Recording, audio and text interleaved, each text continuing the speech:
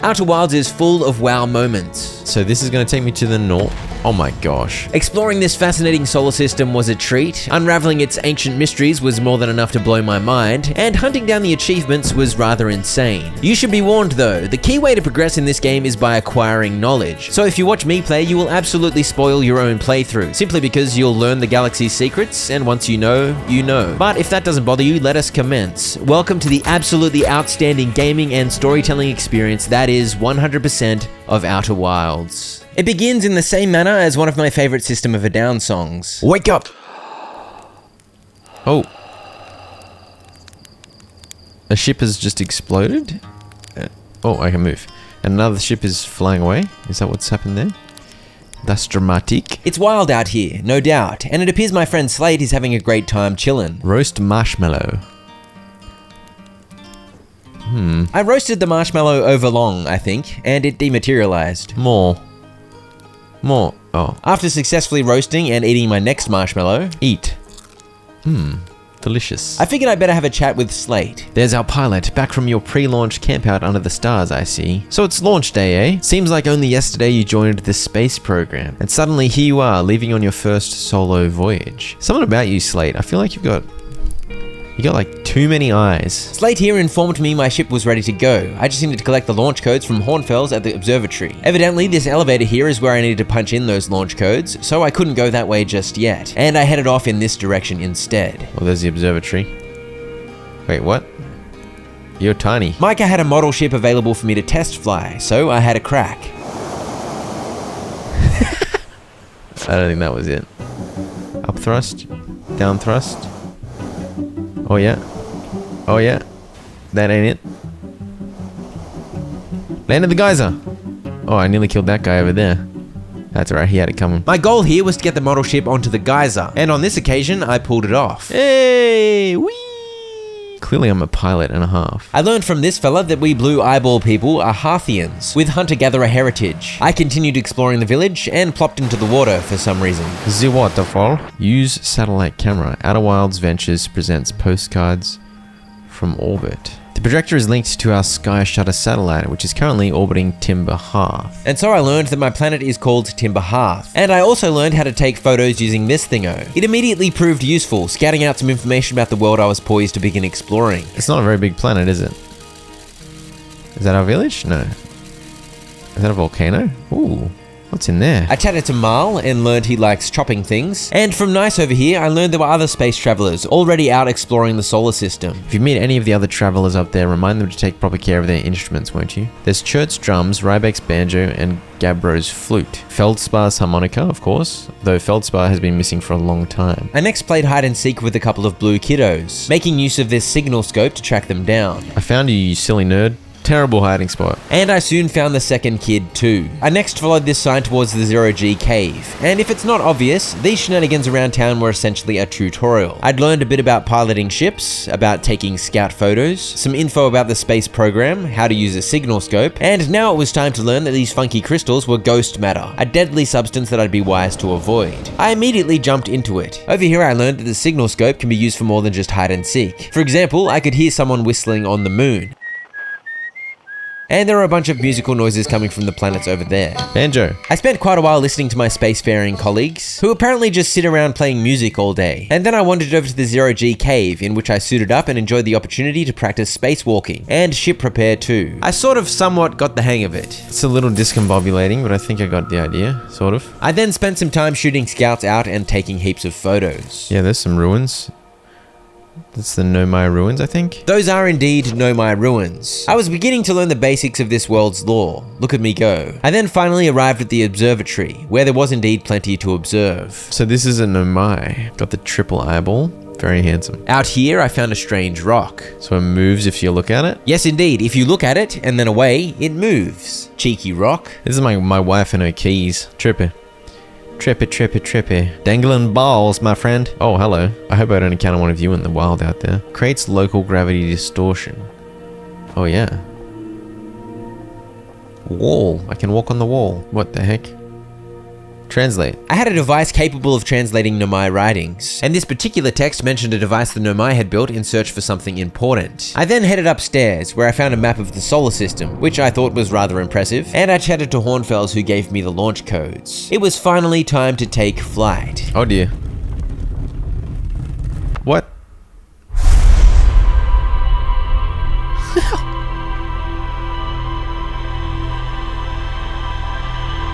Wait, it's playing back what I just did. What? The third eye sees. Okay. Excuse me? What was that about? Yeah, I think the statue just sucked up my juicy memories. I wasn't sure if that was a good or bad thing, but after a quick goodbye to Slate, I punched the launch codes in and headed up the lift. Oh, there's my beautiful ship. Ooh. Suit up, baby. Health and fuel full. Oh, this is like a serious expedition, dude. View ship log. The interloper. Dark bramble. Giant's Deep. The ship log already had some info in it that I'd gathered from chatting around town, but by the look of it, I could go wherever I wanted to begin uncovering the secrets of the universe. And then there was nothing to do except lift off. Oh. Oh my gosh. I just took off just like that. Do you think there's anything in the geysers? All that I'd learned in the intro of the game had me curious, and my main question was who were the Nomai, and what were they up to? I'd spotted something Nomai looking in this massive geyser earlier, so that's where I headed. I want to go in here. How do I go in there? I don't know how to drive this thing. Oh gosh. I had a little trouble, but I soon got my act together and pulled off a flawless maneuver.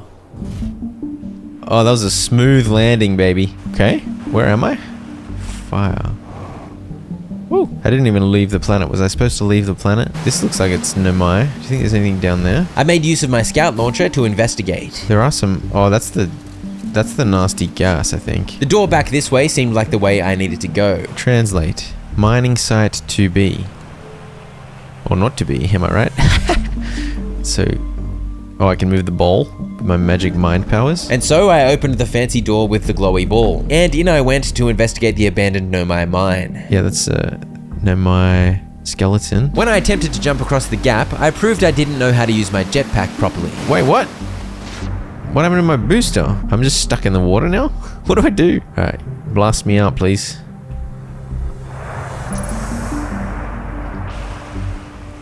Oh yeah, that really did blast me out. Ow! Oh. I had to hold shift first. Okay, there we go. We got it. Oh, more writings, more writings. Remove scroll. Whoa!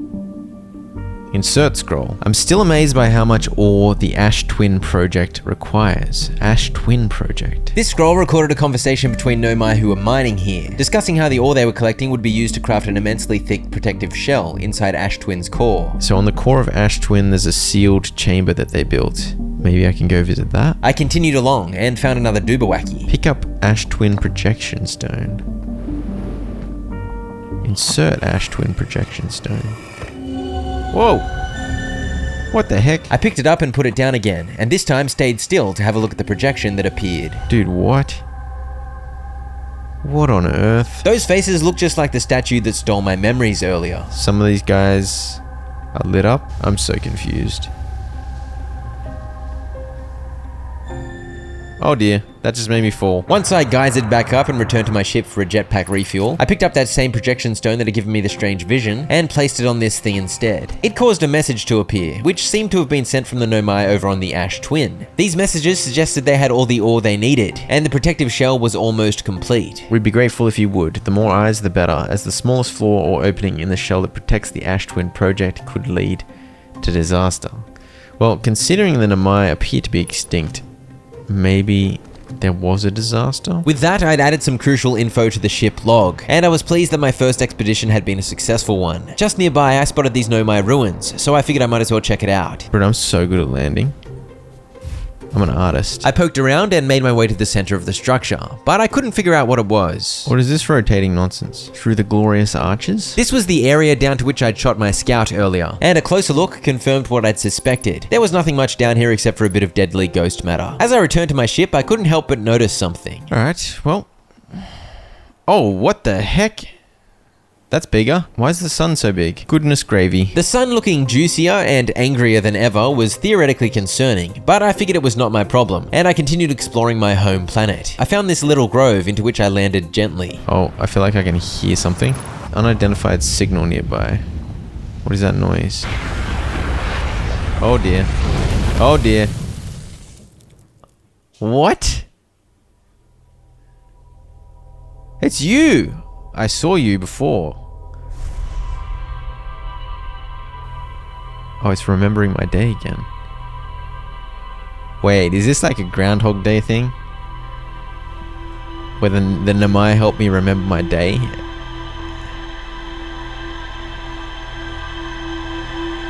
Wait, so when did it start from? Oh, it started from when... It started from when the dude looked at me? No.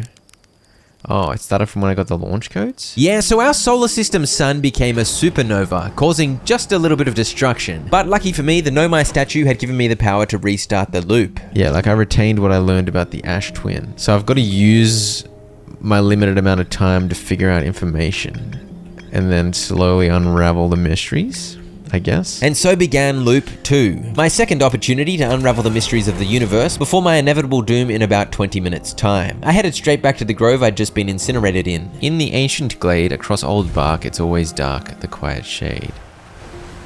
Yeah, it's doing the thing where you look away and then it moves. It's so creepy. In the ancient glade, oh, it changes the order as well. The quiet shade in the ancient glade across old bark is always dark. Okay, bro. What are you? What are you, strange stone? What order is it in now? In the ancient glade, the quiet shade, it's always dark across old bark. Okay, and what's the point? It's quite pretty. Ooh. Okay, let's go up the tree. In the ancient glade, it's always shade, dark bark. Chert's research notes, property of Chert. I've detected a strange signal coming from somewhere within the grove in this crater.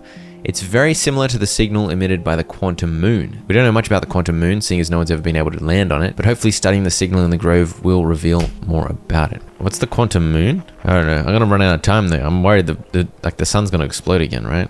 Oh crap.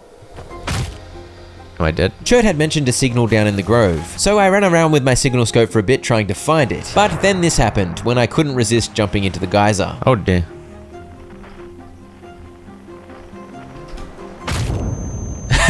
Am I dead?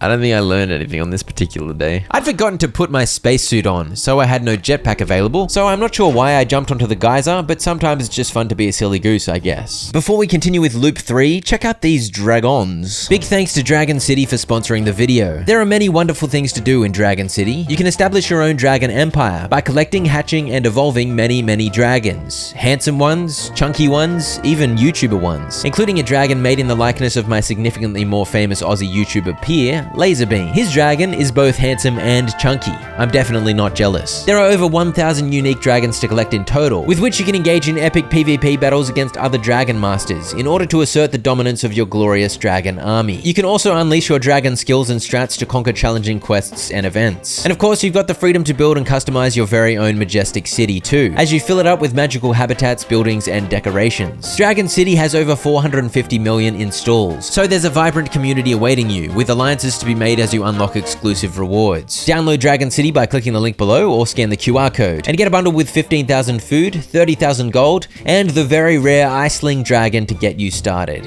Alright friends, back to Outer Wilds. On Loop 3, I paid a visit to this structure here, and among the trees I found a campfire, by which I was invited to doze off. That seemed like an unproductive way to kill time before the supernova, so I decided not to. And this radio tower here was not functional, so this proved to be a rather disappointing stop, though I did peep this glorious view of the solar system.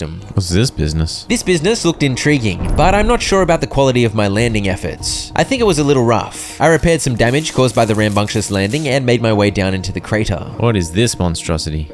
Oh, there's someone here. Looks like it's gonna eat you, bro. This was indeed a rather disturbing find, but I was fearless as I strode towards it.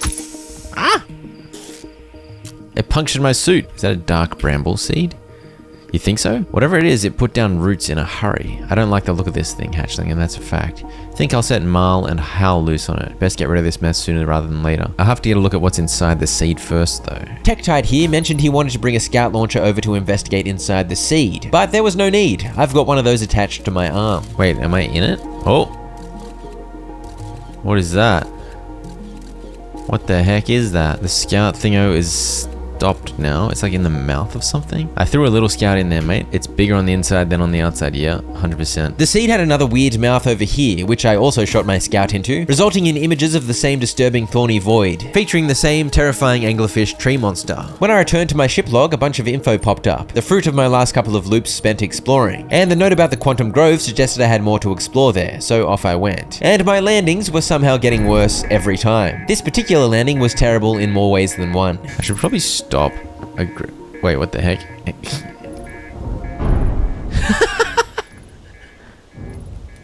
No!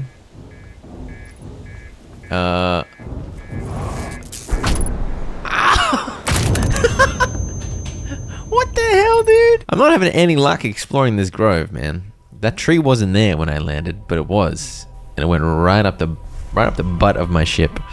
And then my ship spasmed and whacked me. This is outrageous. I will explore this flaming grove if it kills me again and again. When I walked close to the Grove rock thingo with my scanner, I actually identified the rock as the Grove Shard. Frequency discovered quantum fluctuations. So now I had a scanner frequency, which I could use to specifically look for other quantum rocks around the solar system. Dude, what the heck? How did my ship end up in a flaming tree again? I did one more quick fly around my home planet, but with that it seemed I'd investigated everything of note, so it was time I finally flew off-world. Alright, so where should I go? Over here? The Atoll Rock. The Atoll Rock is Timberhearth's moon, and it was the closest destination, so I figured why not. One small step for man and all that. We're on the Atoll Rock. It appeared someone had crashed here, by the look of it quite a while ago, and over here I found a Nomai contraption, with a ball I was able to move around. I put the ball onto this symbol here, and the circular walls started rotating willy-nilly. Is it tracing the planets? What the heck is it doing? When I placed the ball on the sun-looking symbol, the walls stopped their random spinning and instead perfectly lined up, with the sun visible through the holes. Oh, what? I can go down? Down I went, and the pot plants below refilled my O2 tank. Pick up scroll. Insert scroll. Thatch, where should this new, more sophisticated locator be built? It may need to be larger than this eye signal locator is. This conversation revealed the Duberschlacko above me was an eye signal locator, and a more sophisticated one was going to be built on Brittle Hollow's south pole. Also, apparently there was a quantum moon locator on the Ember Twin. I also found a recording from one of my colleagues who'd investigated this place before me. So this is some kind of Nomai locator. It can point out the different planets, which is incredibly cool by the way, but from what little I can understand of the writing here, I think it was built to try and find something specific. There was another recorded Nomai conversation on this wall here, and it confirmed the locator above me was designed to locate something called the Eye, but it wasn't working as intended. It saddens me to posit this, my friends, but I believe the locator cannot detect the Eye's signal. What is the Eye? So it was supposed to try and locate something called the Eye, but when you put it on there, it just spins like crazy, so it's not working. Okay. And so I learned what seemed to be the core of the Nomai's mission in our solar system. They were desperately looking for this mysterious eye. I next whipped out my signal scope to hone in on some lovely whistles. Oh, old mate's here. Apparently Eska likes chilling on the moon. The lunar outpost saw more traffic back when our ships were less sophisticated and needed more frequent repairs. So Eska here was a little lonely, as he just chilled and kept an eye on things. Over this way I found the spot where Eska likes to stand and listen for our colleagues with his signal scope. And in his log I read some disturbing discoveries. The sound from Timberhearth sounds exactly like Feldspar's harmonica, but Feldspar disappeared in space ages ago. It can't be them. I whipped out my signal scope, and I could hear a harmonica on Timberhearth too. So I can hear it over there as well though. So Feldspar, who had disappeared ages ago, had a magical harmonica that was playing in two places at once. That was another clue without much context, so I was confused, but at least I was slowly compiling information. I hoped that soon enough things would begin to make more sense. Chert's research notes, property of Chert. This is an old crater. The neat thing here is that the composition of the samples I took from this impact site matches the composition of the ice on the outskirts of Dark Bramble. I'd posit the Atoll Rock was hit with a piece of the planet that used to be where Dark Bramble now lies. These chunks are from the planet that the Dark Bramble overtook. A piece of Dark Bramble has landed on Timberhearth though. So does that mean Timberhearth is going to get eaten by a big bramble? A concerning revelation, but the world was going to be destroyed by a supernova in a couple of minutes, so who cares? And I do love adding more info to my ship's log. Let's go to the Dark Bramble. Why not? Dark Bramble was 11 kilometers away, and I wasn't yet accustomed to long-distance space travel, so I accelerated to a speed of almost 850 meters a second without realizing. I've just gone to the Dark Bramble. So this used to be a planet. It definitely... Oh crap, I'm gonna crash into it.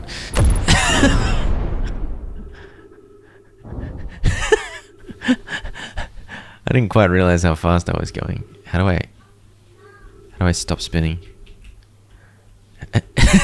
Am I dead? Oh, there it is. Wait, my whole ship just broke. That's fine. I don't need it. Quick, can we find some info out before Can we find some info out before the whole world explodes? Before my fuel runs out? Okay. Stop. Should I go in there? Seems like a terrible idea. Why am I doing this? This is like my 3rd day or 4th day in the game. Why am I doing this? Without my ship as well. Because my ship broke in half.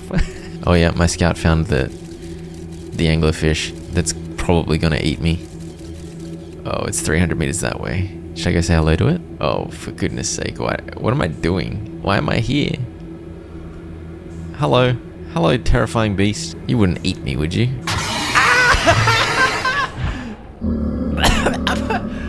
The sun was gonna explode, might as well. Might as well get eaten by a terrifying giant anglerfish. Well, that was a good learning experience. I still don't know why there's an exploding thing every time. Should I go try and look at that right now? Okay, this time I gotta try and make sure I slow down. Dude, did I go past it? What is this? What's another... Wait, what? Wait, it just splashed into the ocean? Wait. I'm confused. Something else just splashed into the ocean. Is it just going through the planet? Can I just go through this planet? Oh! I can! Ah! Ooh. So that... Oh. That's why I went through. That's like the upper atmosphere or something? There's crazy whirly-whirlies. Oh dear. Can I land here? Oh crap. Yep, that's a smooth landing. Holy dooly. I think I'm on Giant's Deep, right? Gabbro's here investigating the Nomai statue in the observatory. Pick up all traveling instruments simultaneously. Really? I somehow got all instruments at the same time accidentally? Yes, indeed. I'd somehow gotten my first achievement. And now it was time to explore the rather wet planet of Giant's Deep. This tunnel of ghostly death didn't look very inviting, but just behind me, a silly goose was tooting his horn. Gabbro! Nice hat. So hey, don't freak out or anything, but lately I keep like dying repeatedly. Me too, bro. I don't know, it's pretty weird. What about you? Have you died lately? Or is it just me? No, it's me too. We're in a time loop. The Nomai statues must have something to do with why we're the only ones aware of the time loop. So, no glowing statue, no time loop awareness. I think that's going to be my leading theory, but if you find out anything new about the statues or the time loop, let me know, okay? I'll be here. I chatted to Gabbro a little more, but that seemed to be the juicy part of what he had to say. This planet is literally insane. This is terrifying. How is he just on a hammock, chilling? So both Gabbro and I had encountered Nomai statues, and we were both stuck in a deadly loop. I was using my loop to uncover profound secrets. Gabbro was using his loop to toot his hammock horn. Oh dear. Oh dear. That's not what I want to happen. Wait, what? Did we just get sent into outer space? No, I'm getting... Dude, what the hell, man? What the hell just happened? Yeah, that's one of the things about Giant's Deep. The islands are more like floating rocks, and the big old tornadoes like to throw them into space every now and then. It's all good though. If you just stay calm, everything normalizes before you know it. I explored Gabbro's island a little more, but didn't find anything other than this campsite, and then it was back into the air. I made my way over to this island. Oh dear. Came in a little hot there. The thing about my approach to games is, if I don't get punished for being an idiot, I don't learn how to not be an idiot, and I continue being an idiot. In this case, all my crash landings didn't seem to be causing that much of a problem for me, so I guess I had officially embraced being a professional crash lander. Statue workshop. Please don't send me in the air again. That was scary. Oh my gosh, what is that? Okay. Yeah, I was just gonna have to get used to the whole getting flung into outer space thing. I continued exploring once I was back down, making use of these purple glowy things to walk on the wall. The fancy walls. The fancy walking walls. And so I arrived at another Nomai ruins, where I spotted some Nomai remains that I perceived to be dead. There was a glowy platform thingo, half buried over here, and over in this half-destroyed building was another one. Over on the wall was a conversation between some Nomai children of the past. We're going to test the memory statues tonight. Flox says it could be dangerous, so we can't come. But what if we didn't use the door and it snuck in the other way? Does anyone want to? Flox specifically told us not to do that. Down below I could see the statue workshop, to which the door was blocked, but according to those kids there was another, more dangerous way to get in there. Anything over here? That's another one of these things? What do I do with this thing? This funky maze ruins had a little message. Welcome to Giant Steep, friends. I'm excited for you to meet the statues. If I'm not in my dwelling, I'm likely in my workshop below. I theorized that the platforms with the tornado image on them were spots of safety during a launch to outer space, and they were indeed. I chilled in this one next time a tornado swung by. I then plopped into the water, because the kids had mentioned a secret entrance, and I hadn't found one on land, so I figured it was probably underwater. Sure enough, I soon found my way in. Bunch of statues. So many of the statues. Yarrow, would you kindly step back so Daz is the closest to the statue? When pairing, the statue will choose whoever is in closest proximity. See how its eyes have opened? That tells us the statue is paired with Daz. Now, no matter where he is in this star system, Daz's statue will record his memories and send them back to the Ash Twin Project. Each statue will send a single Nomai's memories to his or her own storage unit within Ash Twin. Each storage unit will be equipped with a mask, the statue's counterpart, which will be able to send those stored memories back to the corresponding Nomai. So the Nomai plan to use these statues to store their own memories over on the Ash Twin, but I guess that never panned out. Instead, Gabbro and my memories were being stored. Ash Twin Projection Stone. I've installed the masks inside the Ash Twin Project Flox. They look beautiful, although I do feel as though I'm being observed. Ideally, they'll only need to activate once the project succeeds as a safety measure. However, the statues will also activate in the event of equipment failure. If anything goes wrong with the Ash Twin Project, the statues and their masks will make us aware of the situation and enable us to fix it. Otherwise, it would be impossible for us to remain permanently unaware of the problem. I hadn't thought of that. What a profoundly horrific fate that would be. I don't really understand the implications of whatever the heck you just said, to be honest. Is this thing gonna suck me into a weird land again? So these are the statues at the middle of the Ash Twin Project, is that right? One of the lit up ones represents me, one of them is the dude on the hammock, and there's a third, and then there's some dormant ones. That's the vibe I'm getting.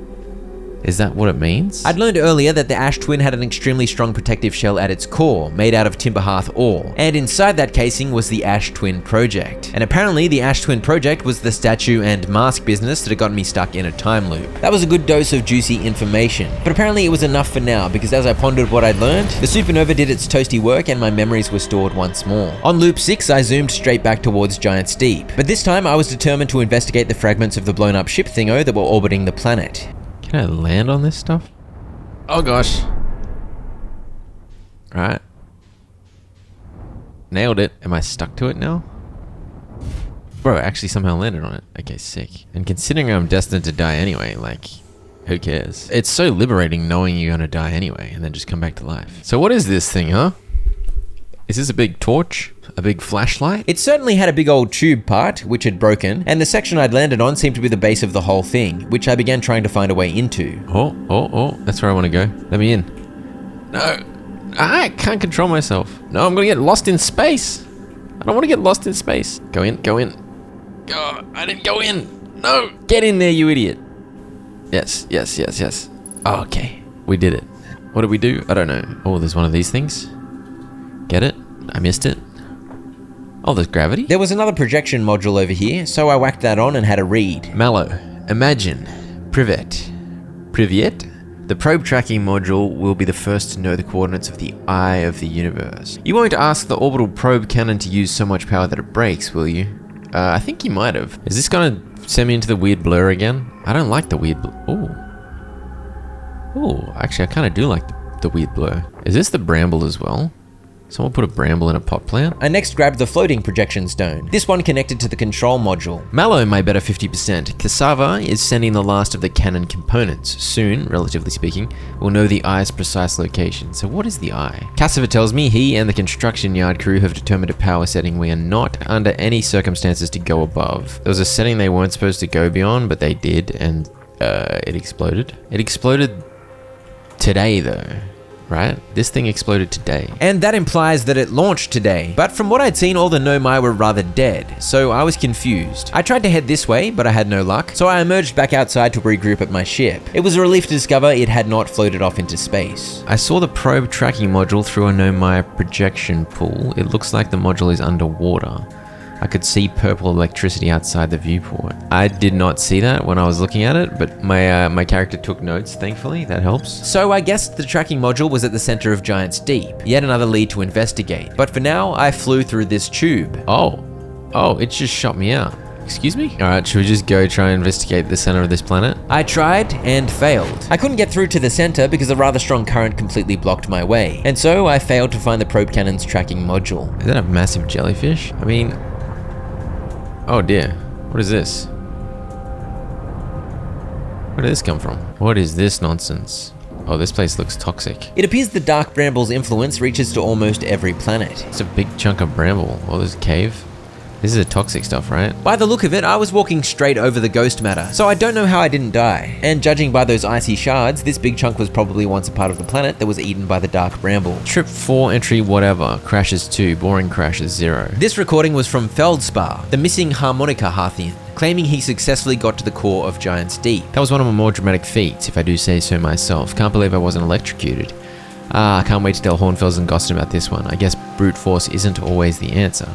Right, so that's one more off the list. Seems all that's left is the big one now. Dark bramble, here I come. And then my reckless attitude towards the deadly crystals led to the logical conclusion. I keeled over and died. Nice one. On loop 7, I decided to return to the orbital probe cannon, because my ship logs told me there was more to learn here. This time round, I landed on this glorious landing pad that cushioned my descent. And upon exiting my ship, it was immediately clear what I'd missed the first time I was here. Oh, what the heck? Yeah, that is a big hole. An orb. Oh, yeah, there was more to discover here.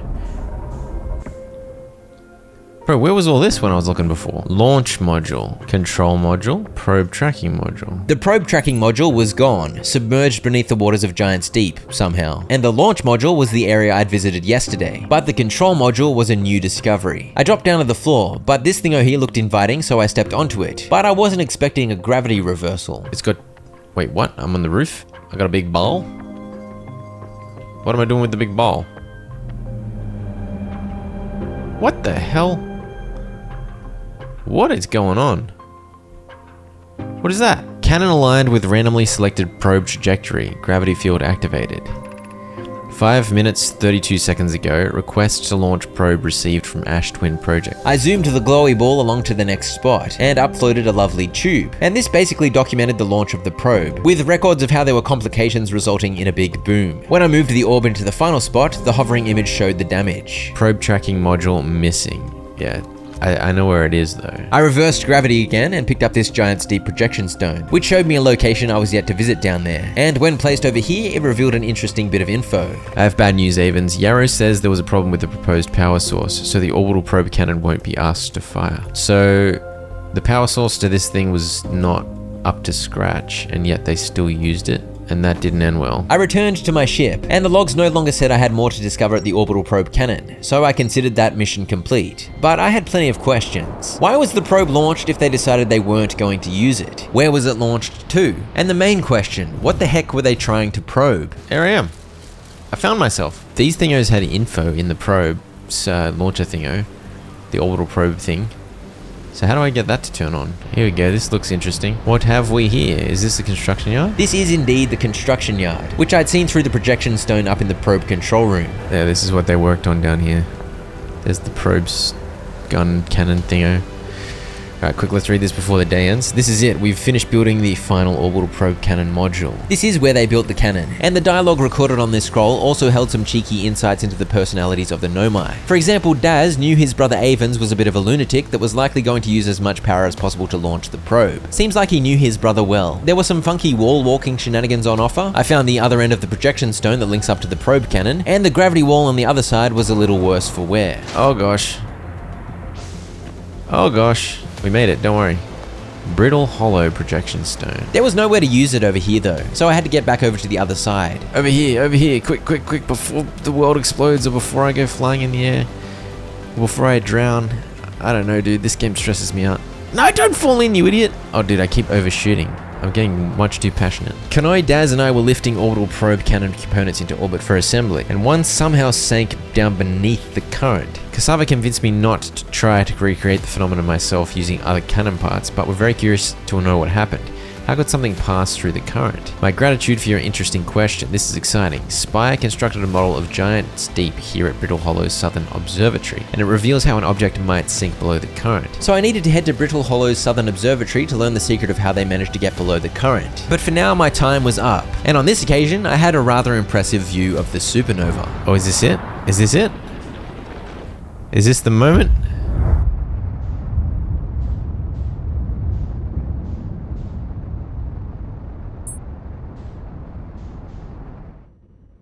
It's beautiful. It's beautiful.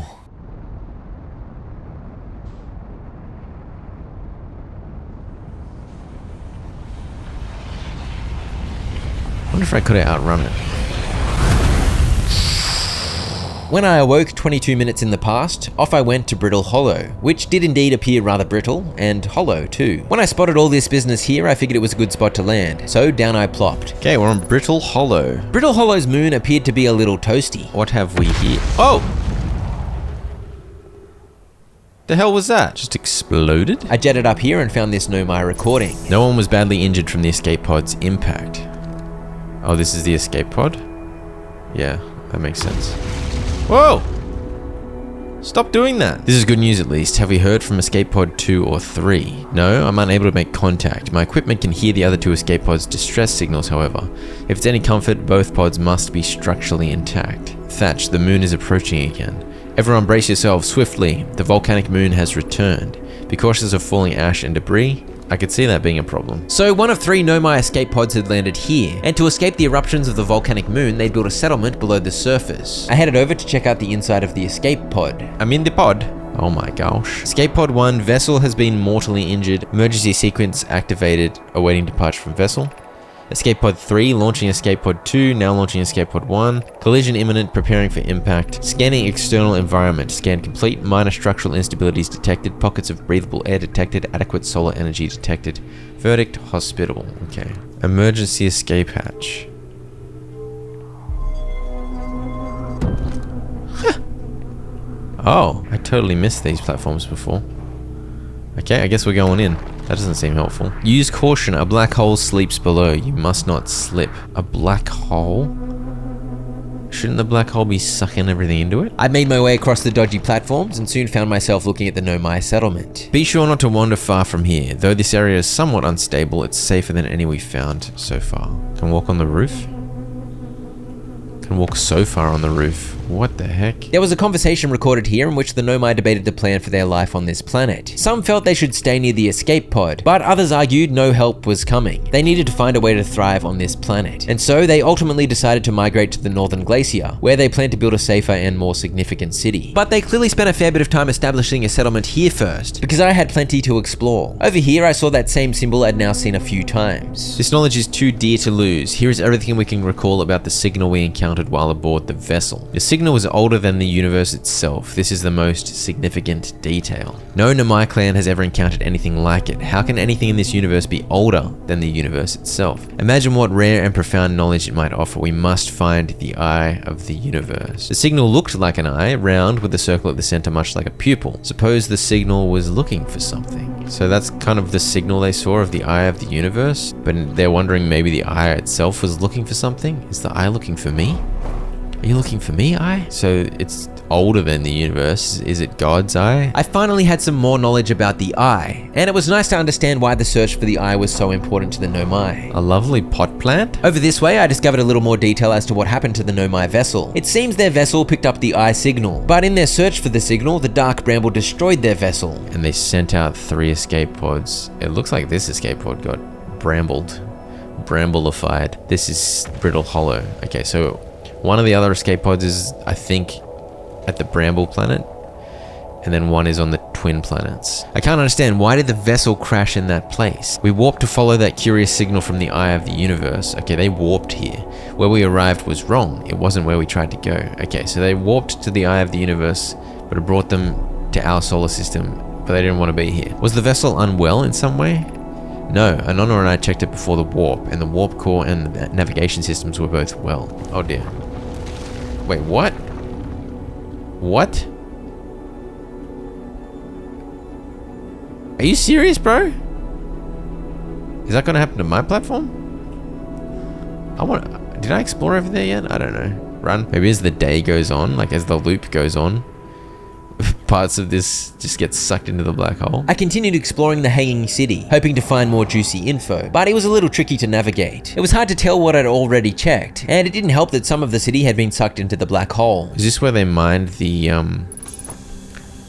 fancy rocks that let you walk on the roof? With that, it seemed I'd found everything in the area, so I headed over here to make use of some of those gravity-defying purple gems. Oh, that's so weird. That is so weird. Bro, this is sick. Uh-oh. Another chunk is being sucked in. So this is going to take me to the north. Oh my gosh. Ooh. It's going to take me to the North Pole. Is it that? Well, that's so close to the black hole, man. I don't think I was paying very close attention, because I wandered away from the purple stones without realizing. Oh dear. Oh dear. Oh dear. That's not what we wanted. That's not what we wanted. Wait. Wait, what? It shot me out somewhere? What the hell is this? Oh wow, I'm 28 kilometers away from my ship. I have like no fuel though. Can I get to this thing? The black hole pooped me out at the white hole, almost 30 kilometers away at the edge of the solar system. And it appeared all those chunks from Brittle Hollow had been pooped out here too, and they were just floating about. What is this? This is so part of... What? Dude, it's sucking, it's bending light as it goes into it. It's so sick. What is that?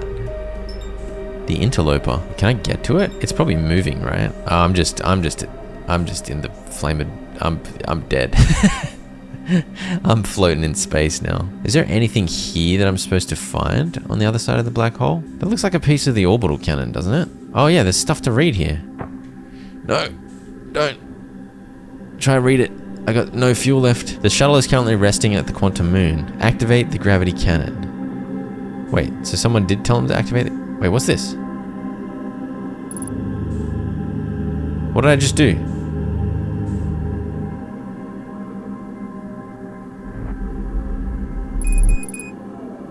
What the hell did I just do? Call the shuttle home.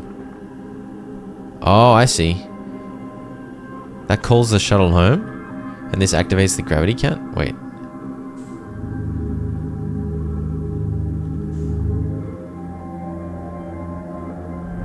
Wait. This is the shuttle. I have no fuel though. Fuel depleted? Using oxygen as propellant. Oh, that seems smart. I have no oxygen either. No, it's the ship! I didn't really know what ship it was, but it was a very intriguing ship, and I wanted to investigate. Sadly, I was dead. But when I fired up the ship's log at the beginning of Loop 9, tons of new info popped up. So Loop 8 was definitely a productive leap forward. I briefly reviewed what I'd learned before heading straight back to Brittle Hollow. Except this time I landed in a different spot. And when I say landed, I mean crashed. Alright, more to learn. What is this? Something up there as well. The trees are moving. The trees in this grove wander about freely, the entire plant, roots and all. This is not normal, even for this alien planet, and I never see them move. Is that even possible? This pretty much just reiterated what I already knew about the funky quantum rocks. They move when you don't look at them, and they also affect nearby objects, causing those objects to likewise move about. And apparently there was something significant beneath me. Beneath your feet lies the Tower of Quantum Knowledge. If you're preparing to make your first pilgrimage to the quantum moon, descend the steps to the entrance below. The knowledge held within will help you on your journey. Benjamin's down there somewhere? Gotcha. I want to check this out. I zoomed atop the biggest quantum rock I'd come across so far. This is a big old one. One of the moving things. Is it going to move if I'm not looking at it? Of note, a unique signal is coming from the shard. Curiously, our friend the Wandering Moon sounds the same. What's the Wandering Moon? I've also heard the same signal this shard produces crawling out from the Giant's Deep, Timber Hearth, and the Hourglass Twins. Suppose there are other shards like this one. Hypothesis: this quantum shard is from the wandering quantum moon. Perhaps it is even a small piece of the moon itself. Where is this wandering quantum moon? Considering the quantum moon likes to wander, it's probably not in a fixed location. Down we go, go. Huh. It's an elevator. Entrance to the Tower of Quantum Knowledge, below 90 meters. The Southern Observatory, south 550 meters. Should I go down this? When is Earth gonna get awesome elevators like this? Looks fun. At the bottom of the tower, I was disappointed to see the big magical gravity-defying wall was broken in the middle. But over here I found an intriguing device. The crossroads, east 190 meters. Can I use this thing? Oh. Oh. Dude, they had a serious setup on this planet. Holy dooly. Hang on, let me read some stuff here first. If you're making your first pilgrimage to the quantum moon, ascend these stairs and obtain the last of the knowledge you need for your journey. Ascend these stairs. These stairs? I think it's broken. I reversed the elevator using the glowy orb switch and zoomed back up, hoping I might find a sneaky way in back up the top. I had no luck. How do I get in there then? If this isn't working, I'm just gonna go through this, I think.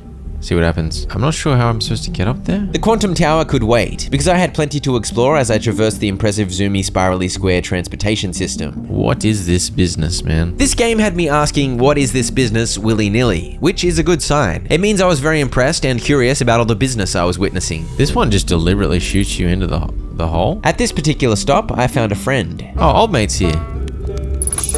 Hey, big fella. One thing I've noticed about all my spacefaring colleagues is that they just sit around playing music. Ryback here at least informed me that the Hanging City was to the north. He also told me the Southern Observatory was to the south. I thought that was an impressive insight. I found these lovely images showing the points of interest on Brittle Hollow. I think it's the Hanging City, the Tower of Quantum Knowledge, the Southern Dome Observatory thingo, and then the gravity cannon was in the east, but I think it fell. I headed north across this enormous bridge, which had a couple of chunks missing from it, but I was able to cross it with my jetpack. At the other end, I arrived at the North Pole, the location of a rather impressive city. Where am I now?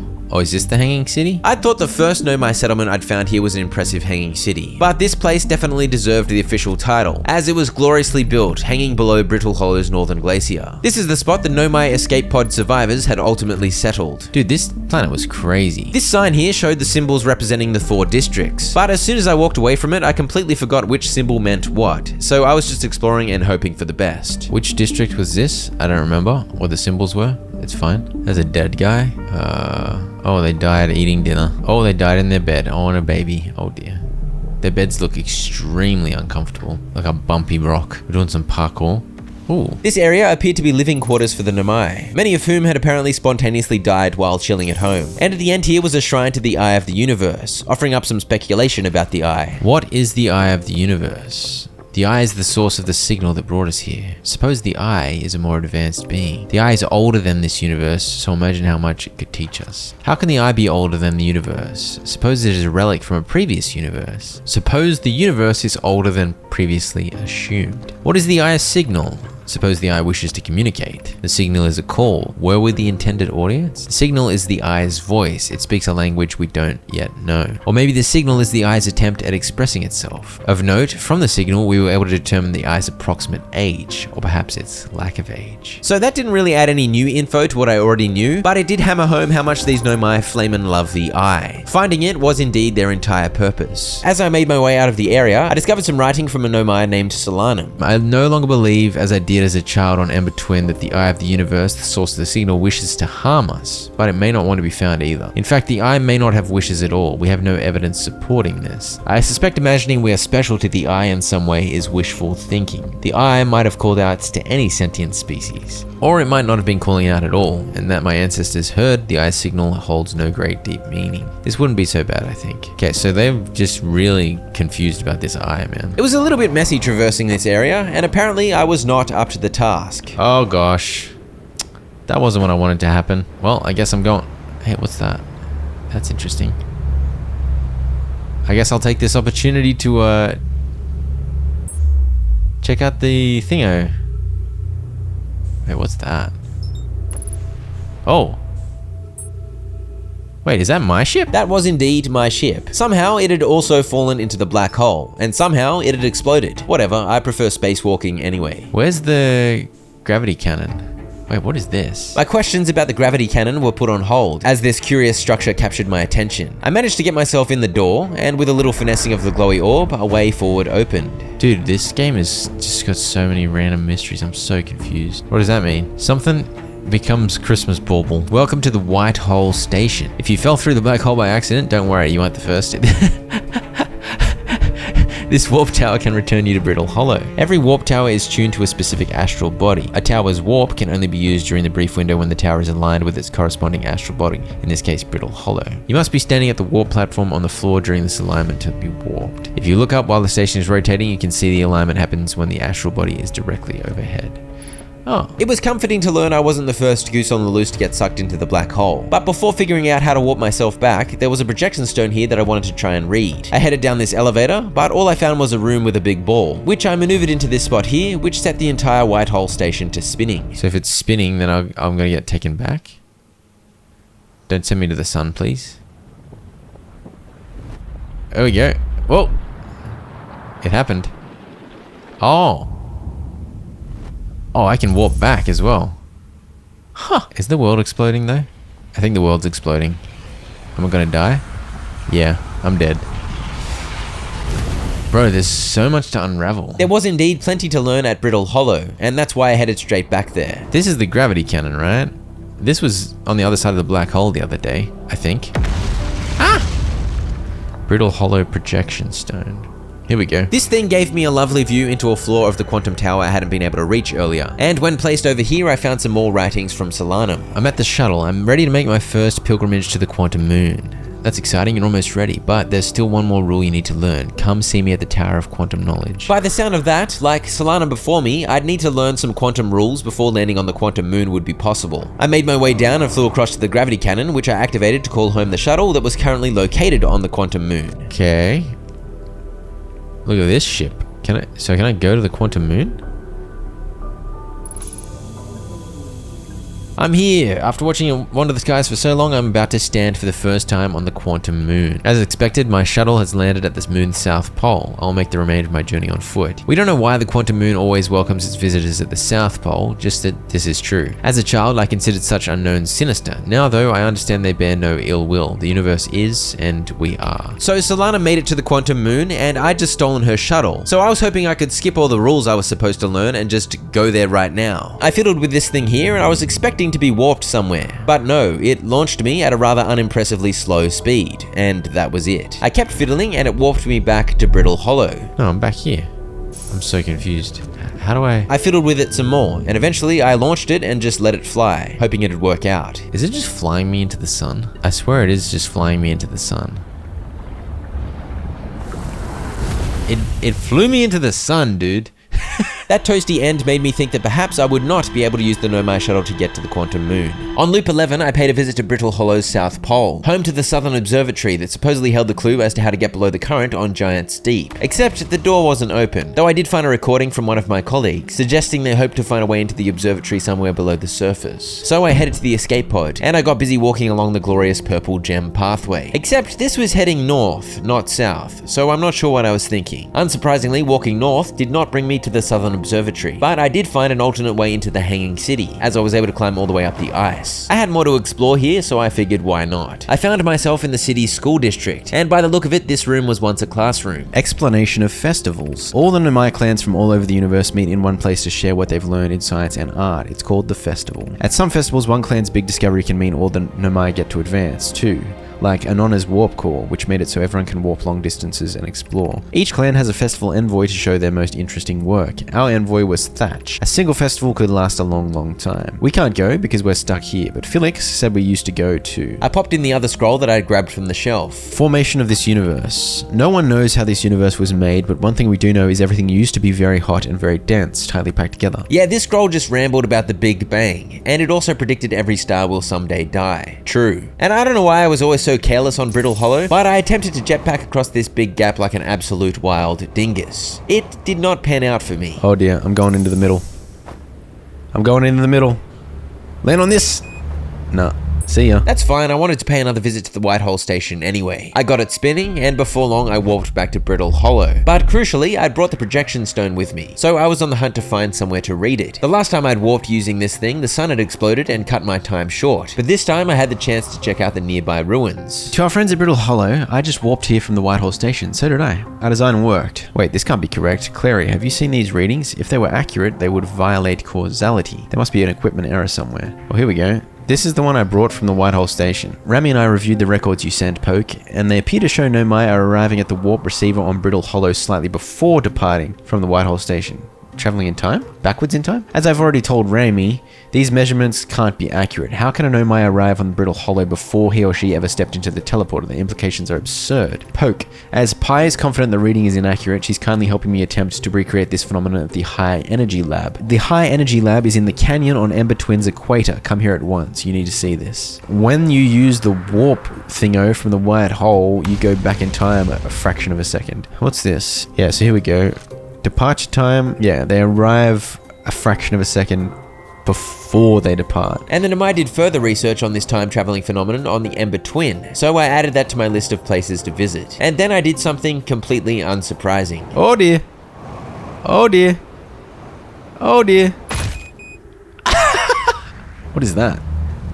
Okay, I guess I'm going back through here. I used the Whitehall station to warp back to Brittle Hollow again, but I didn't have time to discover anything else, because before long it was supernova time. Another fresh loop, another opportunity to fall into the black hole like an idiot. Except this time I was strategic about it. Oh, there we go. Finally down to 20%. Wait, am I falling? I'd waited in the Tower of Quantum Knowledge for about 15 minutes, just waiting for it to fall into the black hole. As you can see, my scout was able to tell the surface integrity, and it was down to 20%. A few minutes later, it finally dropped to 0%. There we go, finally.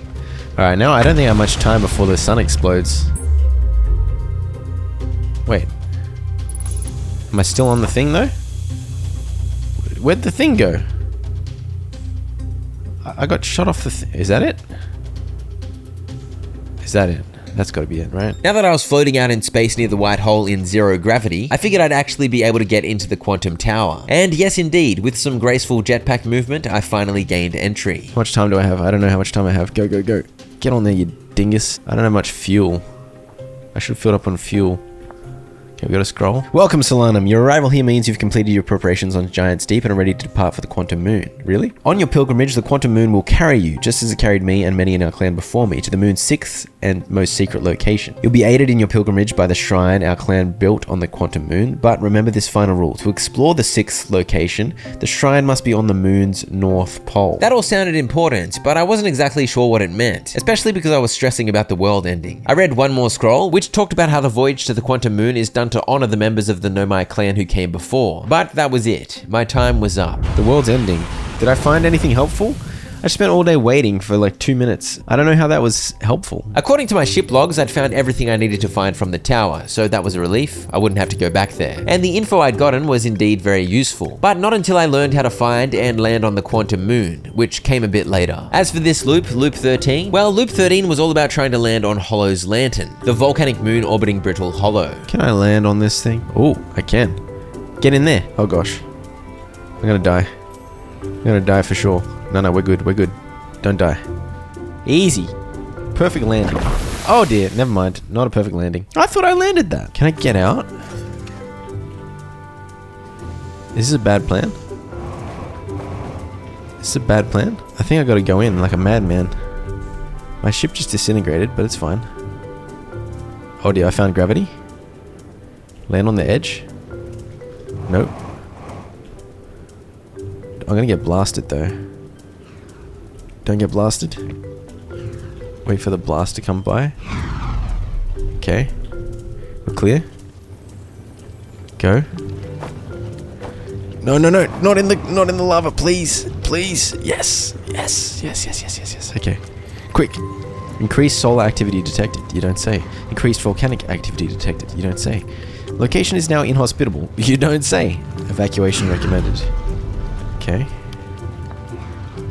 Timber Hearth projection stone. Friends in the Timber Hearth mines. The last type of ore you sent us survives the longest into direct heat. So it seems like the team working with the ore to make the protective shell around the Ash Twin project originally had a forge on the volcanic moon, and they were in contact with a crew of miners extracting the ore back on my home planet. It had only been about 6 hours by this point, but it felt like forever since I'd visited those mines on my first loop, so it was cool to see them again through the projection stone. But I think that's it for this loop, so we do some of these ones.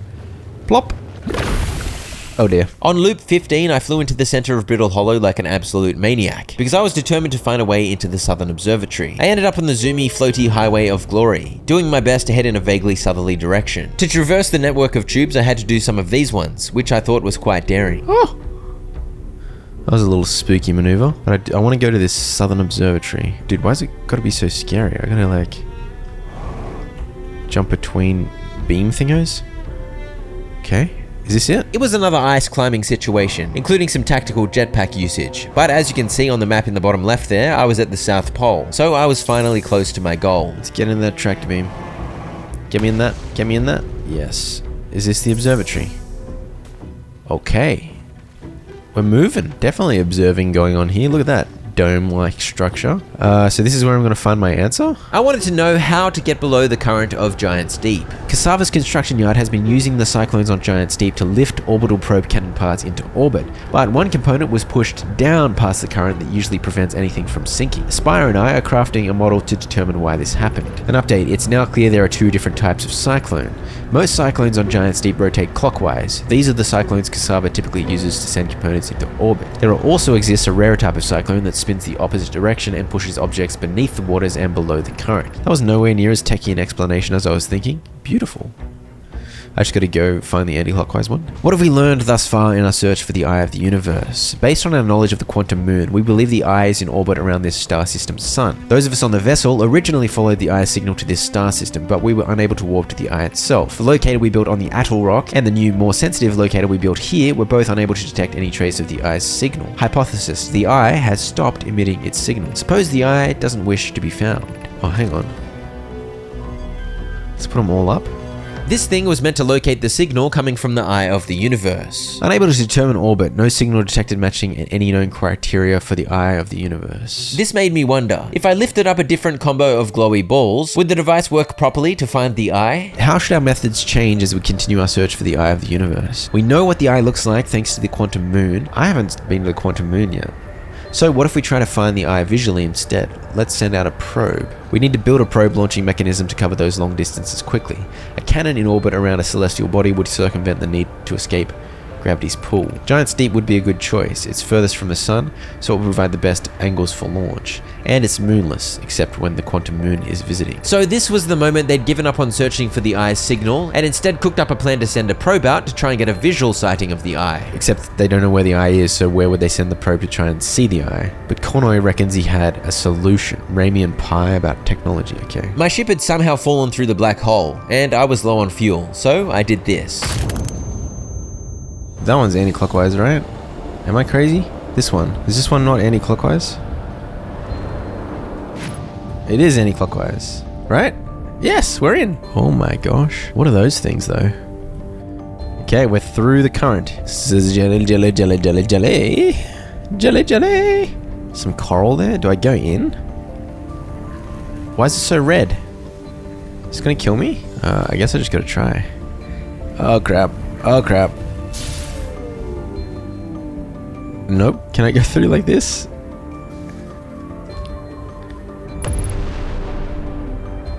I think my ship is exploding up there. Am I gonna die? This seems like a terrible plan. I didn't die, but now I'm confused. As promised, the anti-clockwise tornado had gotten me below the current, and now I was on the hunt for the probe tracking module, which according to the clues I discovered up at the orbital cannon, was somewhere near the core of Giant's Deep. But I could not see it anywhere, and I eventually ran out of O2 and died. You can see purple electricity outside the viewport of the probe tracking module. So where the heck is it? I don't know if I was supposed to find something there, but I did not. Should I just go to these? Let's just go to one of these. Yeah, I immediately gave up on the sparky core of Giant's Deep, and off to the twins I zoomed. I decided to land on the sandy surface of the Ash Twin first. Maybe I should have come here ages ago. Is that a good landing spot? Yeah. The Ember Twin over there seemed to have a lot more going on compared to the Ash Twin. Let's go down here. Oh, that's an up. Oh, that's not useful. What else is there on this planet? Oh, they're connected. They're connected by a little... You know what I mean? Is there anything on this one? Hang on. Is this a different one or is this the same one? I was confused because this thing seemed to be sticking out way higher now. What is this? Oh, it's coming out. It's emerging. What is it? Look how big that pillar is now. So this is what I know about the Ash Twin so far. The central chamber was sealed off by an immensely thick protective shell, and every memory recorded by a Nomai statue is transmitted to a corresponding storage unit within. Okay, so all the memories are stored here, but it's in a very strong protective shell. Oh, here we go. There's something doing here. The ash has descended enough. Some time has passed since I checked in with you, Pi. How are you and Idea progressing with the Sun Station plans? Presently, my assessment is that our plan will either fail explosively or succeed explosively. Pi, you know I don't find that funny. How curious, Remy thinks I'm a gas, and I don't recall requesting that you monitor this conversation, Idea. I don't see what state of matter you are has to do with this, and I don't recall supporting the Sun Station's construction, but here we are. So apparently the Nomai had a Sun Station project that was a point of contention. For my part, I just wanted to walk into a spiky cactus. Oh dear. Don't worry, we patched the suit puncture. It's kind of weird how this entire thing just... Like, why is the ash descending? What's all this business? Ah, gosh. Stop. Multiple towers were now emerging from the sand, and I had no idea what they were, so I continued poking around. I learned pretty much nothing, but these were clearly Nomai structures. Who's this? Wait, who is this? That's a dead fella, right? Oh gosh, am I gonna get sucked into that?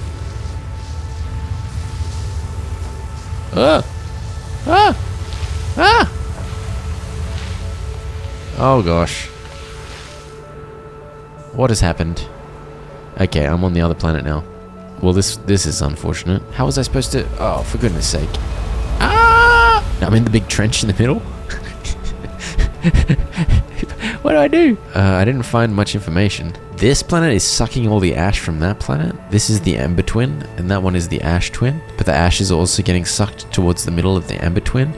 And now I'm stuck in here forever. Yeah, that explains why the sandy ash stuff on the Ash Twin was getting lower. It was constantly falling towards the Ember Twin. So I guess by the end of the loop, the Ash Twin would be completely exposed, and the Ember Twin would be full of sand. I spotted a rock bridge above, and thanks to the low gravity, I was able to use my jetpack to get onto it. Once up, I headed through here, and I spotted something familiar. Another of the Nomai escape pods that was jettisoned from the vessel that got entangled in the dark bramble. Scanning the distress beacon informed me this was escape pod 2. I of course zoomed on over and made my way into the pod to begin learning the fate of the Nomai who landed on the Ember Twin. We need status reports for all systems, but initial things first, is everyone unharmed? Our escape pod's passengers are afraid but physically well, Anona. Everyone survived the crash. As I continued into the pod, I wondered how they survived. There didn't seem to be any seatbelts. Scanning external environment, scan complete. External temperature is prohibitively high, verdict, inhospitable, do not seek shelter on planet's surface. When our escape pod punctured this planet's surface, it broke into what scans show is a cave system with much cooler air. I would recommend we seek a site down there to build a long-term shelter. But these passages are a maze. Even with this danger, they are still our best chance for survival. We'll form teams and descend into the caves to look for a shelter site. And be aware of the sand as you search. It appears to be rising. Great.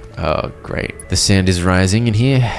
That's great. That's wonderful. And now it was my turn to navigate the maze-like caves of Ember Twin, except I had the benefit of the markings the Nomai had left to help wayfind. There's a horror at the end of this tunnel. Okay, we gotta see what the horror is. Honestly, this toothy looking rock formation was horrifying enough, but there was something beyond as well. Oh, it's a bramble. It's a hungry bramble. There's something written there. That's one of the bramble anglerfish weirdos. I think just a skeleton of it though. Yeah. I lack oxygen. Is that a problem? Shouldn't this cactus give me oxygen? Well, I guess I gotta find as much as I can while we're here. We found an enormous cavern at the end of this passage that appears promising. But the sand has risen too much. It seems to me I'm gonna have to come to the Ember Twin early in the day so I can explore down here. And Ash Twin later in the day once all the sand has been sucked away from it.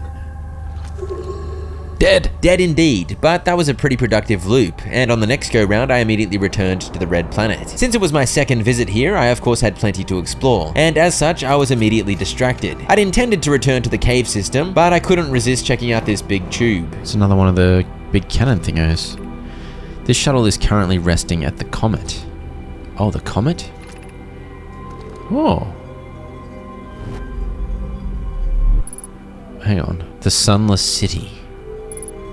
Do I go to the Sunless City or do I try to go to the comet? Let's go to the Sunless City. No. The Sunless City road appears to be treacherous. Spiky and ghosty crystally. Ow! Well, in that case, to the shuttle I go. A bunch of ice was stuck to it, so I guess it was cold over at the Comet. And inside I of course found records of the shuttle's passengers of the past. Clary, I fear our situation may be dire. Pi, Poke, and I landed here on this comet not long after its arrival in this star system. Our shuttle's equipment heard strange energy readings coming from somewhere beneath the surface. Pi and Poke were able to locate a fissure in the ice on the comet's sunward side, and they descended inside to investigate the source of the readings. But Pi and my sister have been gone for a long time now. Should I leave the shuttle to look for them? I want to follow protocol, but I don't know what I'll do if they aren't well. Poke, Pi, come back to me safely, my friends. Okay, so they had a dodgy expedition to the comet. Can I go to the comet? I was still hopeful that these shuttles would actually get me somewhere useful, but much like the Quantum Moon shuttle on Brittle Hollow, I was shot out in a seemingly random direction, and it appeared this was a pointless endeavor. I'm now 15 kilometers away from a ship. I'm so far away from the ship. Am I going to the comet? Oh, that's the comet, right? Yeah, that is the comet, so the shuttle successfully took me vaguely close to it. Maybe not so pointless after all. I warped back and tried one last launch for good measure, and it shot me into the sun. Okay, definitely useless. I needed to accept that the gravity cannons were not going to help me get to any specific destination. On loop 19, I returned to Escape Pod 2 and made my way back down to the caves. And because I was here much earlier in the loop this time, the sand was no longer blocking the way. I followed the instructions left by the Nomai, and it was a bit of a convoluted path forward, requiring some jetpack shenanigans and involving a couple of sneaky passageways concealed behind falling sand. Soon enough, I found some big old stairs and a big old door. I decided to head up the stairs first, which led me to an area with a long window in the rock. Scary idiot. This is amazing. Look inside the cave. We both agree it's unlikely this dry planet is this horror's place of origin, especially considering what we observed during the vessel's evacuation. Clearly this hole is too small for it to have fit through. Hypothesis: there is another entrance to this cave. If there is, Coleus and I will find it. We can't leave valuable information undiscovered. An update: we need to find a way inside quickly, Mallory, because when I returned here to search for an entrance to the cave, there were children playing on the specimen. That does sound like a health and safety risk, no doubt. I'd have to look for the other entrance to the anglerfish skelly later. For now, I made my way at last into the sunless city. Oh, beautiful. Oh, they built a full-on base here as well. Is there anything to discover in these random rooms? There appeared to be something important in this room, but I couldn't get in there yet. What's this? Oh, I broke it. I wanted to read that. There was a thing on it. Oh, it's back. Anglerfish fossil overlook 40 meters, okay. I dropped down this hole, but opted not to drop down this hole. I headed this way instead. What is this nonsense? Anglerfish overlook district. Sleeping Stone district. High energy lab trailhead.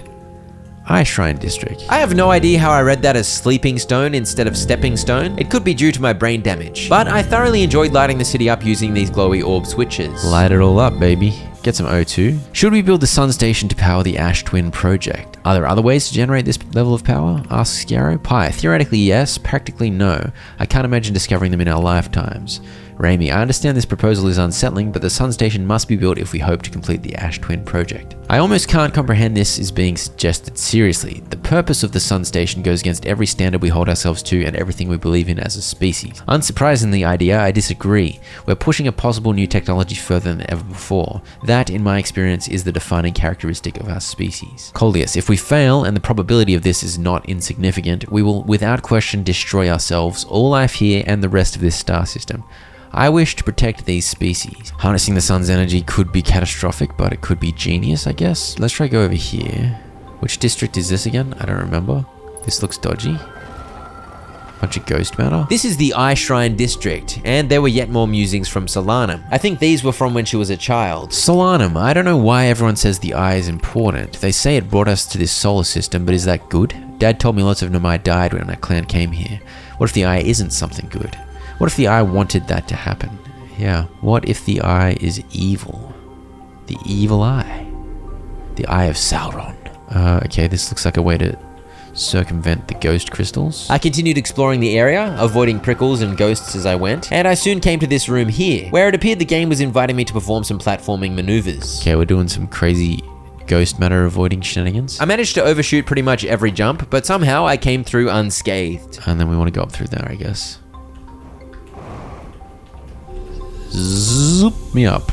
Alright, beautiful. Be welcomed in this place. This shrine is a space to reflect on what brought us to this star system, the signal from the eye. Yep, another shrine to the eye, posing all the same questions. How could the eye be older than the universe? Did someone make it, or is it a natural phenomenon? Why did it send a signal out? Is it good, evil, or ambivalent? After pondering these deep questions for a bit, I continued on. I exited the shrine area and zoomed over here. Fall through the hole. This is the area with this thing. There's another hole there, probably. This thing's on now. Which hole is the one I want? This one?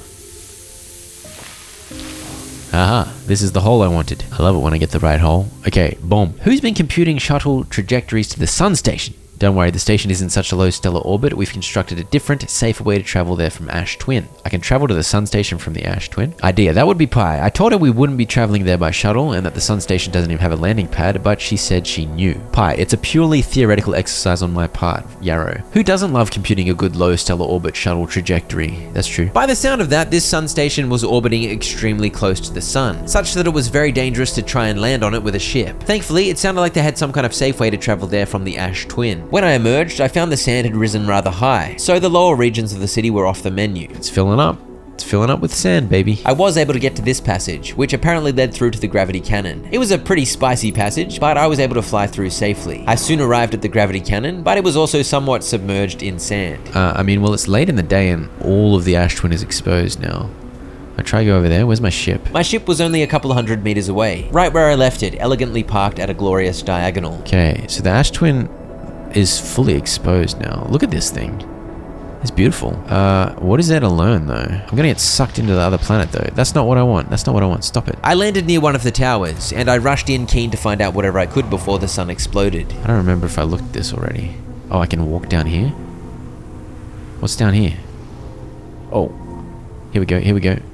Learn something. Here's our first delivery, Yarrow. One warp core fresh from the Black Hole Forge. Root is installing this core's sibling on Brittle Hollow as I write this. My gratitude, Clary. With this, the Ash Twin project is underway. I confess I'm deeply curious about what you and Poke found on the Whitehole station that started this project. Could I visit sometime to learn more? I recommend you do. The Whitehole station is the model for the towers being built for the Ash Twin project. The Whitehole station is obviously over at the White Hole. It's the floating thing in which you can warp back to Brittle Hollow, as long as it's aligned properly. So based on what these Nomai were saying, the towers here are all warp stations like that, which I guess could be used to warp around the solar system. I wandered over to the next tower, in which I ascended an elevator. It's just a random elevator to nothing?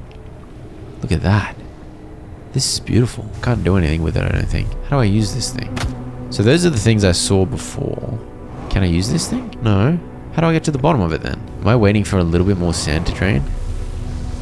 Oh, here we go. I think more sand drained. It's just a never-ending elevator though. No, it's just an elevator. What's the point?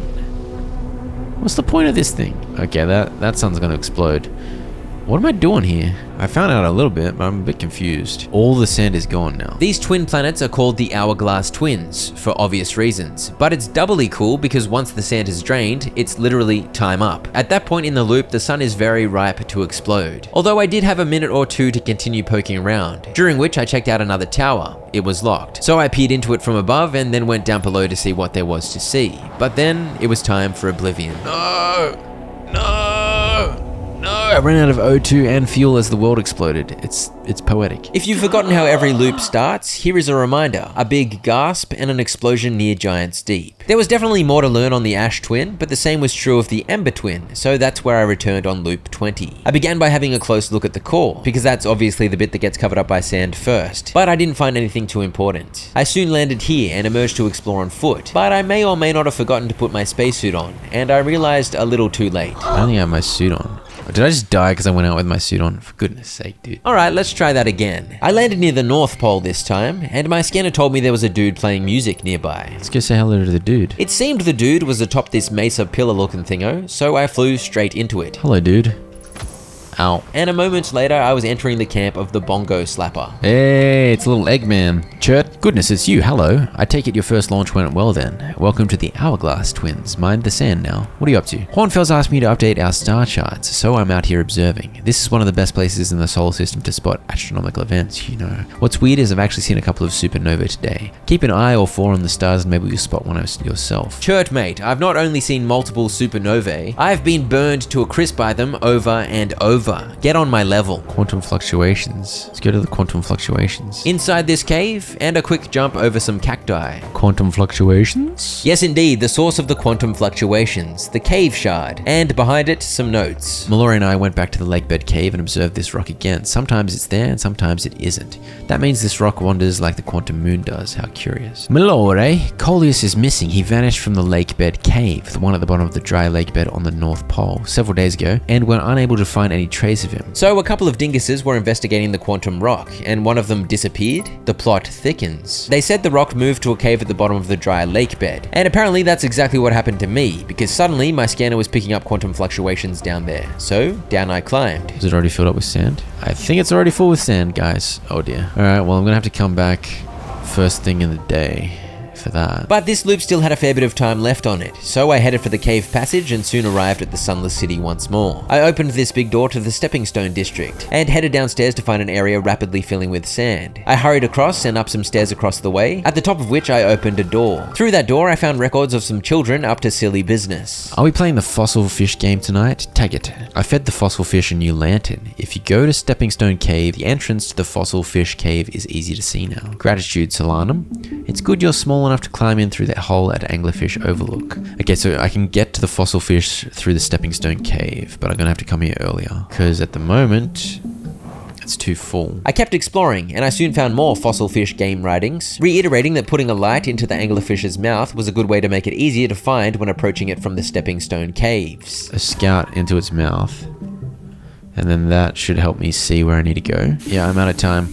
Maybe, if I'm quick. So it turned out the sand wasn't an issue, because the anglerfish was above the stepping stones, not below. So I noodled around the area following the marker for my scout, and eventually I saw the light from my scout, and I knew I'd arrived. Literally, as I launched up to investigate the creepy skull, I ran out of fuel, and began using oxygen as a propellant instead. Found my way to the beast. Just in time, I ran out of fuel. Look at this terrifying thing. Whoever was it when we ended last time is the anglerfish. This is playing an anglerfish game. Rule change, the anglerfish now has to wear a blindfold and do not peek. Why are we changing it? It's too hard if you can't see anything. Aunt Pie says real anglerfish are blind, so you have to wear a blindfold. The rule stands. And that is how I learned the anglerfish are blind, which I hoped would be helpful when I revisited the Dark Bramble. I wasted the last of my O2, and that was the end of loop 21. On loop 22, I whipped out my scanner and hopped onto the quantum fluctuations frequency, because I'd identified the cave shard yesterday, and I figured I should identify all the other quantum things in the solar system so I knew what was where. Unknown. Why does it say there's one that's unknown right there? I decided I should start by identifying that, and to identify it, I needed to go scan it at close range. So off I went, except I forgot I didn't have my jetpack on. I didn't mean to do that, dude. I just died within 60 seconds, though. That was a good achievement. Finally, my second achievement. I knew the shard I'd been meaning to scan when I fell to my death was the museum shard, so I just ignored it for now because I needed to get to the Ember Twin quickly if I wanted to get into the cave at the bottom of the lake bed before it filled up with sand. Except, as usual, I got distracted, because when I saw this thing, I could not resist. What is this business, huh? This planet sometimes and only sometimes has a moon. This is also of note, it disappears if no one is watching it. Yes, indeed. We know all about the quantum silly willies, and I've heard about this moon about 80 times. But the exciting thing about this spot was that this spinny thing here is used to locate the quantum moon. It's got to be looking for the quantum moon, right? This is looking for the quantum moon.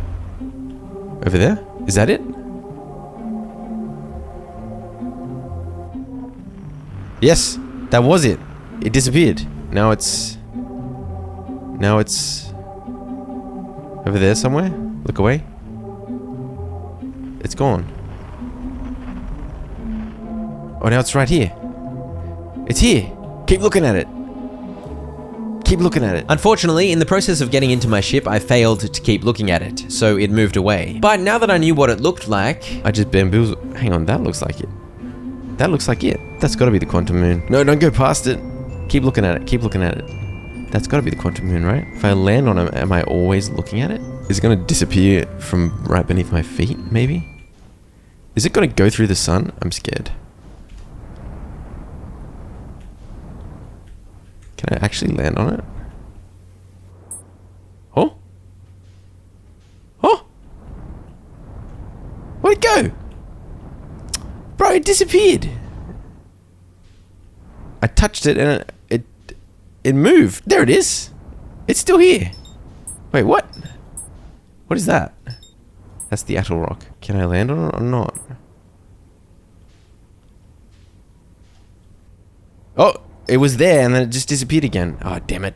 How do I land on it? You may recall from earlier that there are some quantum rules one needs to learn in order to successfully land on the quantum moon. And I, at this point, only knew one of the 3 rules, and so the quantum moon was rejecting my advances. I needed to learn a couple more tricks before I could successfully land on the quantum moon. But no matter, I spotted another shiny astral body to chase. Oh, there's the interloper. Try land on the interloper. Can I land on you, big fella? Oh dear. It led me into the sun. The interloper has betrayed me. How could you do this, interloper? You go really close to the sun, huh? Once the interloper had moved away from the sun, I gracefully landed on it. Interloper. Please don't crash me into the sun, interloper. The interloper was frosty and blue, and I knew some Nomai had landed a shuttle on it, so I was keen to see if I could find evidence of their trip here. I explored the sunward side of the comet first, but didn't find anything, so I began sliding down to the tail. Am I gonna slide right off the end of the interloper? Maybe there's something down here, amongst the spiky things. What do you got for me, interloper? Oh, there is something. Wait. That's a Nomai something rather, right? This is troublesome. It seems the comet wishes to submerge our shuttle in ice. If we stay on the surface too long, the shuttle may freeze entirely. Even if it did, couldn't someone call it back home to the gravity cannon on Ember Twin? Yes, but the exploration of the comet would be more difficult if we were without the shuttle until someone recalled it. Perhaps we shouldn't have landed on the dark side of the comet. Suppose one of us remained in the shuttle to keep it warm and continue monitoring the surface. This would be wise, I think. Clary, if you don't mind waiting here with it, Poke and I continue to investigate the surface. I think I did call this back on another day, and I saw that they went beneath the surface somewhere. I gotta find a way in. I don't think they successfully kept the ship warm. It looks frosty to me. I referred to my ship logs, which reminded me of the note I'd found earlier, which taught me exactly where those Nomai had found a way into the comet. A fissure in the ice on the interloper's sunward side. Here's a fissure. A fissure on the sunward side. I explored the entire fissure as I slid from corner to corner, but I found no way down. I was stumped. I checked around for any other fissures, but I couldn't see any. And then this happened. Oh, my ship is getting sucked. Is that the quantum moon? That's Giant's Deep. What the heck? No, dude.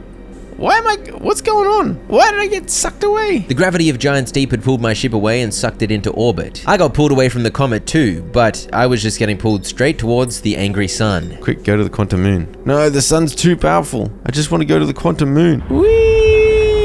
On loop 24, I ran around chasing the cave shard on Ember Twin, and somehow I arrived at the entrance to the lakebed cave too late, as it was full of sand. On loop 25, I was less silly. I beelined straight for the lakebed cave. Get me in there. We gotta rescue Coleus or whatever his name is. Coladingo. Coleus? Coleus? Lots of dead ends down here, huh? I'm gonna get drowned in sand. I'm gonna get drowned in sand. Oh man. Oh, why are there all these toothy things? Let me through. Oh, dude, I can hear the sand. No. Get out of here. Do we make it? Where am I going? I finally realized there was a way forward up this way, but a steady flow of sand made things difficult. No. Just let me do it. Where am I? Is this what I'm supposed to do? I managed to hop from rock to rock, and I soon made it up to here. And now I was in a higher network of caves, with a bit more time before the sand arrived. Why is there all these cactus? Dude, I swear. Oh, they are moving. They are moving. Everything's moving. I thought I was going crazy, dude. What did I find? Did I find something? I did indeed find something. Some dead dudes. Is that you, Coleus? Is that you, a bunch of dead guys? If you've come here to look for Coleus, this is where we were when he vanished. He's been missing for 2 days now. We were examining the different rocks. I recall Coleus standing on the largest one, the Wandering Rock. I was taking notes and then my lantern died. When I lit it again, Coleus and the rock were both gone. Why would you stand on a Wandering Rock, you know? Should I stand on it and then look away from it? I mean, so what? This information seems so useless. If I turn the light off and then do it, will it work?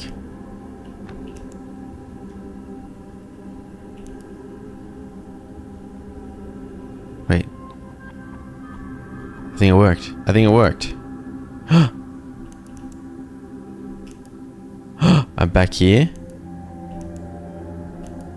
I'm in some random somewhere. Which one of these haven't I been to? I don't know. Wait. Was that standing up before? Was that one standing up before? What the heck? I swear you weren't standing up before. Everything's getting moved around every time I do anything. Stop standing up! That's so creepy!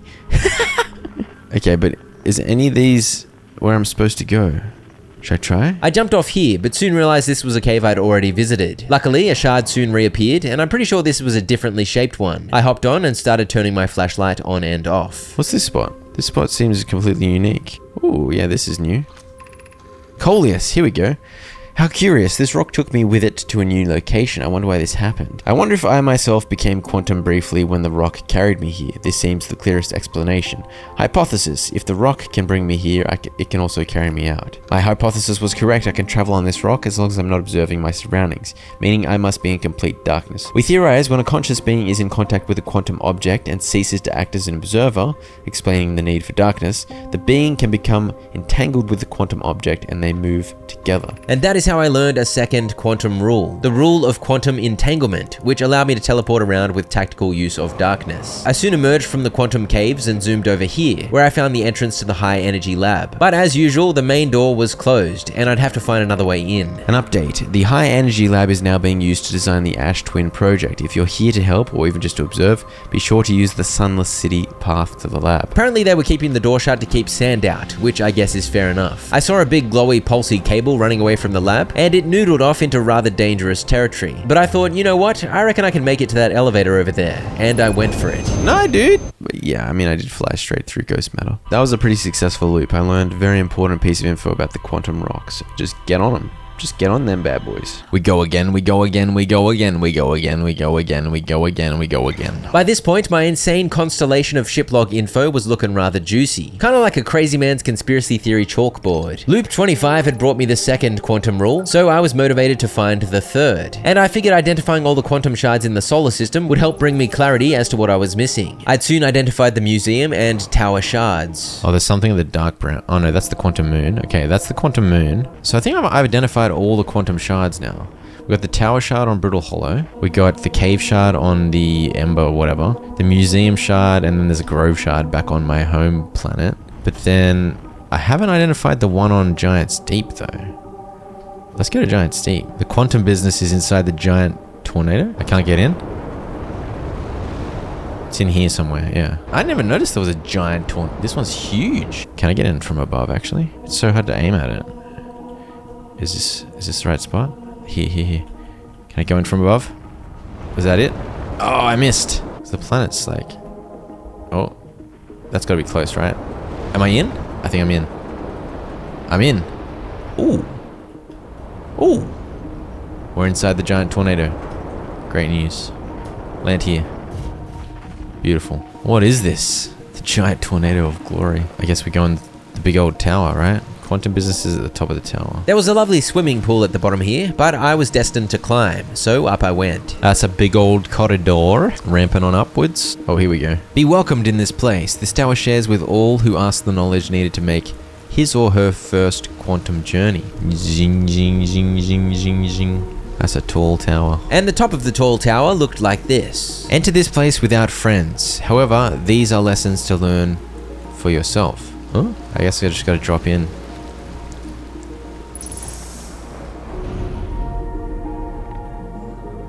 Oh, everything's moving around. Seek the Wandering Arch. This tower held a series of challenge rooms, and the first room was pretty easy. As long as I didn't look away from the arch, it would stay in place, and I was free to drop into the hole below it. In the next room, the island shard showed up, and with that, I'd identified all the quantum shards in the solar system. I dropped down another level, where I was taught the final quantum rule. Observing a quantum object, observing an image of a quantum object, these are the same. In this puzzle, the arch appeared on any of the 4 ledges, but I couldn't get up the ledges with my jetpack, which meant I'd have to walk around up the stairs, which meant I'd have to look away, which meant the arch would move before I got to it. That's where the new quantum rule I'd learned came into play. So now I can see it, it shouldn't move, right?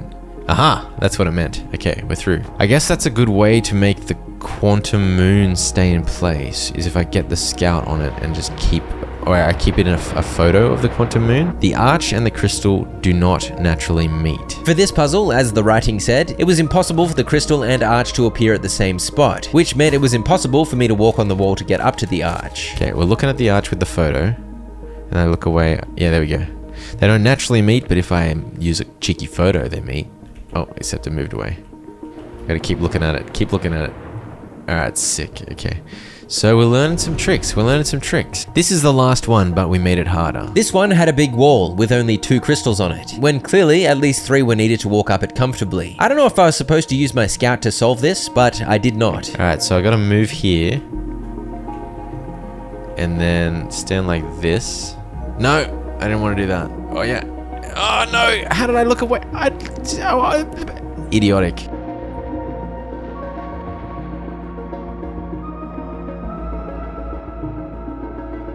Okay. How do I do this? Go, go, go. Don't look away, don't look away, don't look away.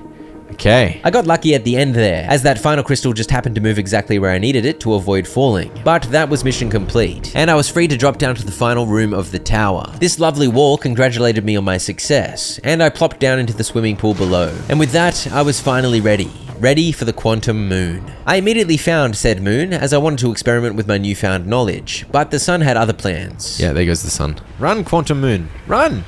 Run! Ah! But as always, I immediately had a fresh loop to work with, so I got straight back to business. But when I shot the scout at the quantum moon, it didn't quite get the type of photo I was hoping for. It was just a fuzzy, staticky poo. Wait, if I shoot that past it... Okay. That's a photo of it, right? If I look away now... Aha. Oh wait, but if I get out of my ship, that photo is going to disappear. How does that work?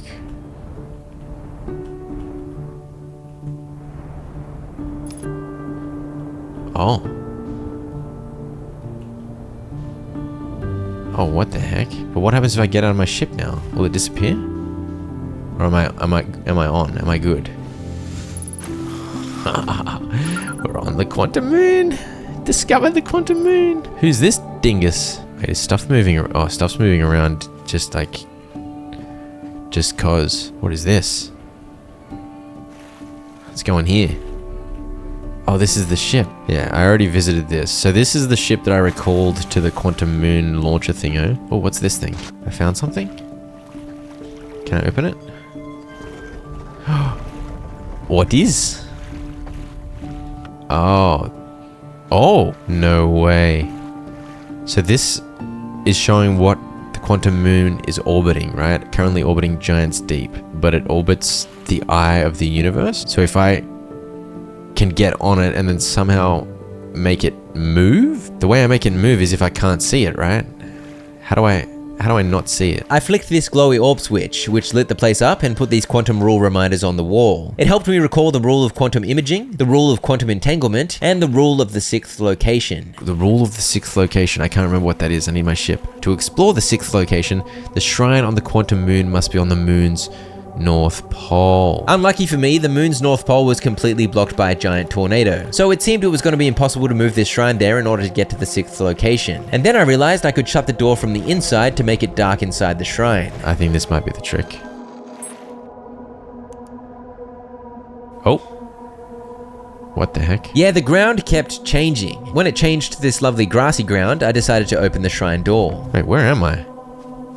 Oh, I'm moving between locations. What the heck? I thought I was making the shrine move around on the moon, but I was actually making the entire moon travel around the solar system with me on it. I closed the door and flashed my light once again. Oh, this is it. The quantum moon was now orbiting the eye of the universe. After all the mystery surrounding the eye, it felt surreal that I was now actually kind of close to it. What on earth? Oh, it has to be on the moon's... Yeah. So it's not working because it's not on this... Oh, dude, what? I'm not on... I need to get on the North Pole, right? Maybe there's no tornado if I'm here? The quantum moon is different based on the location you're at? As you can tell, it was a bit for me to get my head around. But yes, the quantum moon completely transforms depending on what it's orbiting. At this location, it was orbiting the dark bramble. Can I get into the North Pole?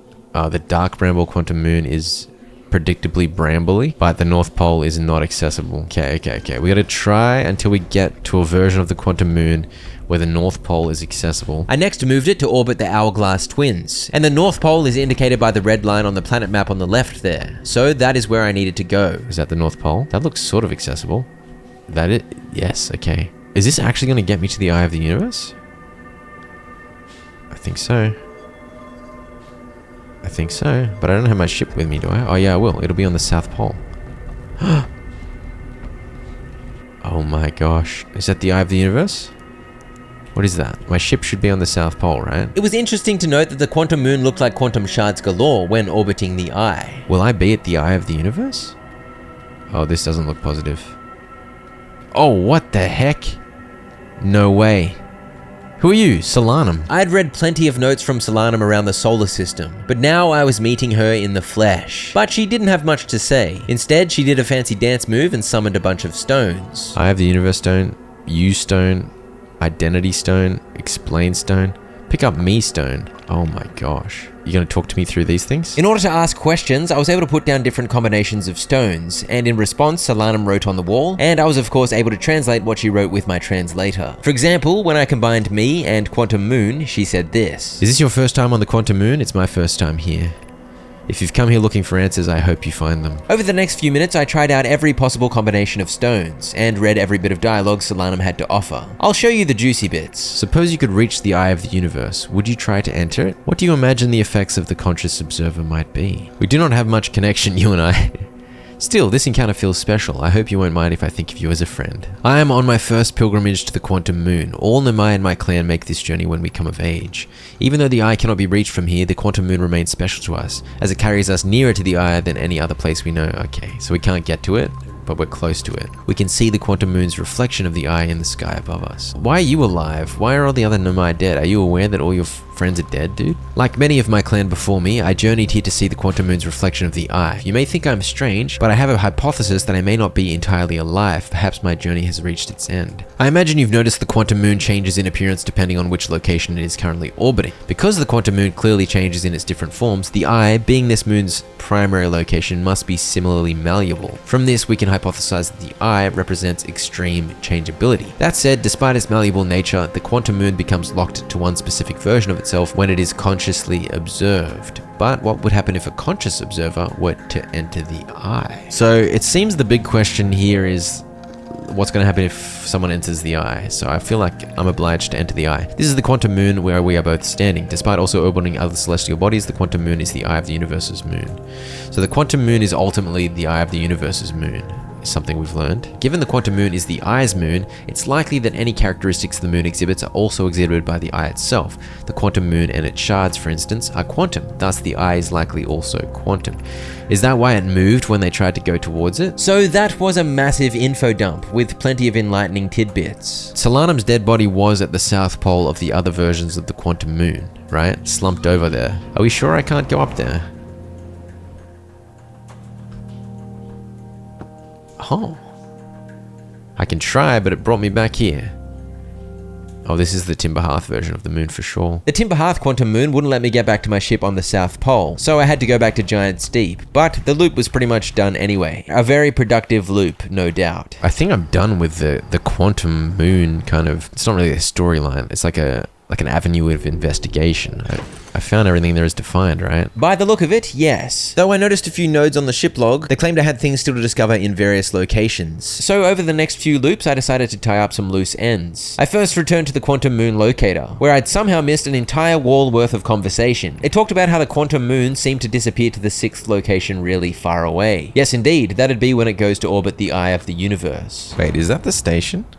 Oh, that could be it. Let's try to get on that thing. I'd spotted the Sun Station, orbiting extremely close to the Sun, and though I'd read those Nomai writings indicating it was pretty much impossible to land on it with a ship, I decided to try. How on earth would you possibly get on that? Except I forgot to reverse thrust while I was thinking of how to do the approach, and the sun's gravity of course pulled at my ship, and suddenly I was hurtling towards it at 200 meters a second. When I awoke 22 minutes ago, I headed straight to Brittle Hollow, because I apparently had more to discover in the old settlements. Turns out I somehow didn't properly read literally the first bit of text on the wall right at the entrance, because when I read it, I got the ship log update I was after. I was also missing info over at the Hanging City, so I made my way there and got busy exploring. Turns out I'd missed quite a lot, as I'd never really spent that that much time here. Over in the Meltwater district, I learned a lot about warp cores. The Ash Twin project requires a powerful, highly advanced warp core. How should we obtain it? I wandered into the buildings nearby, where I found some scrolls offering 2 solutions to this problem. Solution 2, we could craft a new advanced warp core inspired by the vessel's warp core. I would very much like to craft such a powerful core. More relevantly, I believe the Black Hole Forge crew and I could recreate its basic design. Solution 1, we could retrieve the warp core from the vessel. The vessel's warp core is broken at best. Recall those present when the vessel crashed said it sustained lethal injuries. I read Solution 2 before Solution 1, but you get the idea. Their options were, number 1, to return to the Dark Bramble to try and salvage the warp core from the Nomai vessel that crashed there, or number 2, to make an entirely new warp core. They chose to go with Solution 2. Poke was going to lead a team to craft a new warp core using the Black Hole Forge. Oh, there's a cheeky way into the Hanging City here. This shortcut was a good find, because it was a bit of a pain getting to the Hanging City the long way. Okay, so that's this area. Black Hole Forge controls. Black Hole Forge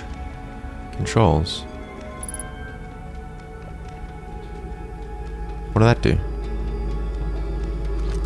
Oh, Flicking that switch moved the Black Hole Forge from where it was down next to the black hole, all the way up to the top of the Hanging City. so that's the Black Hole Forge I've just sent up there. But I don't know how to get up. It seemed impossible to get up there, so I decided to move the Black Hole Forge back down, and I figured I could just jump on it. What could go wrong? Oh gosh. That wasn't my plan. Damn it, man.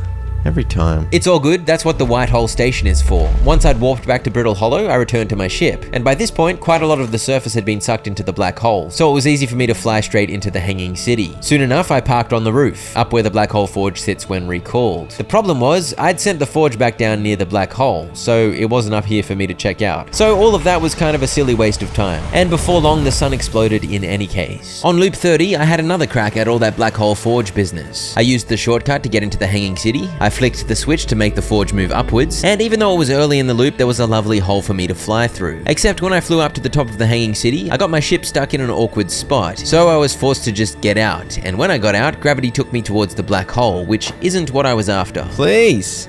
No!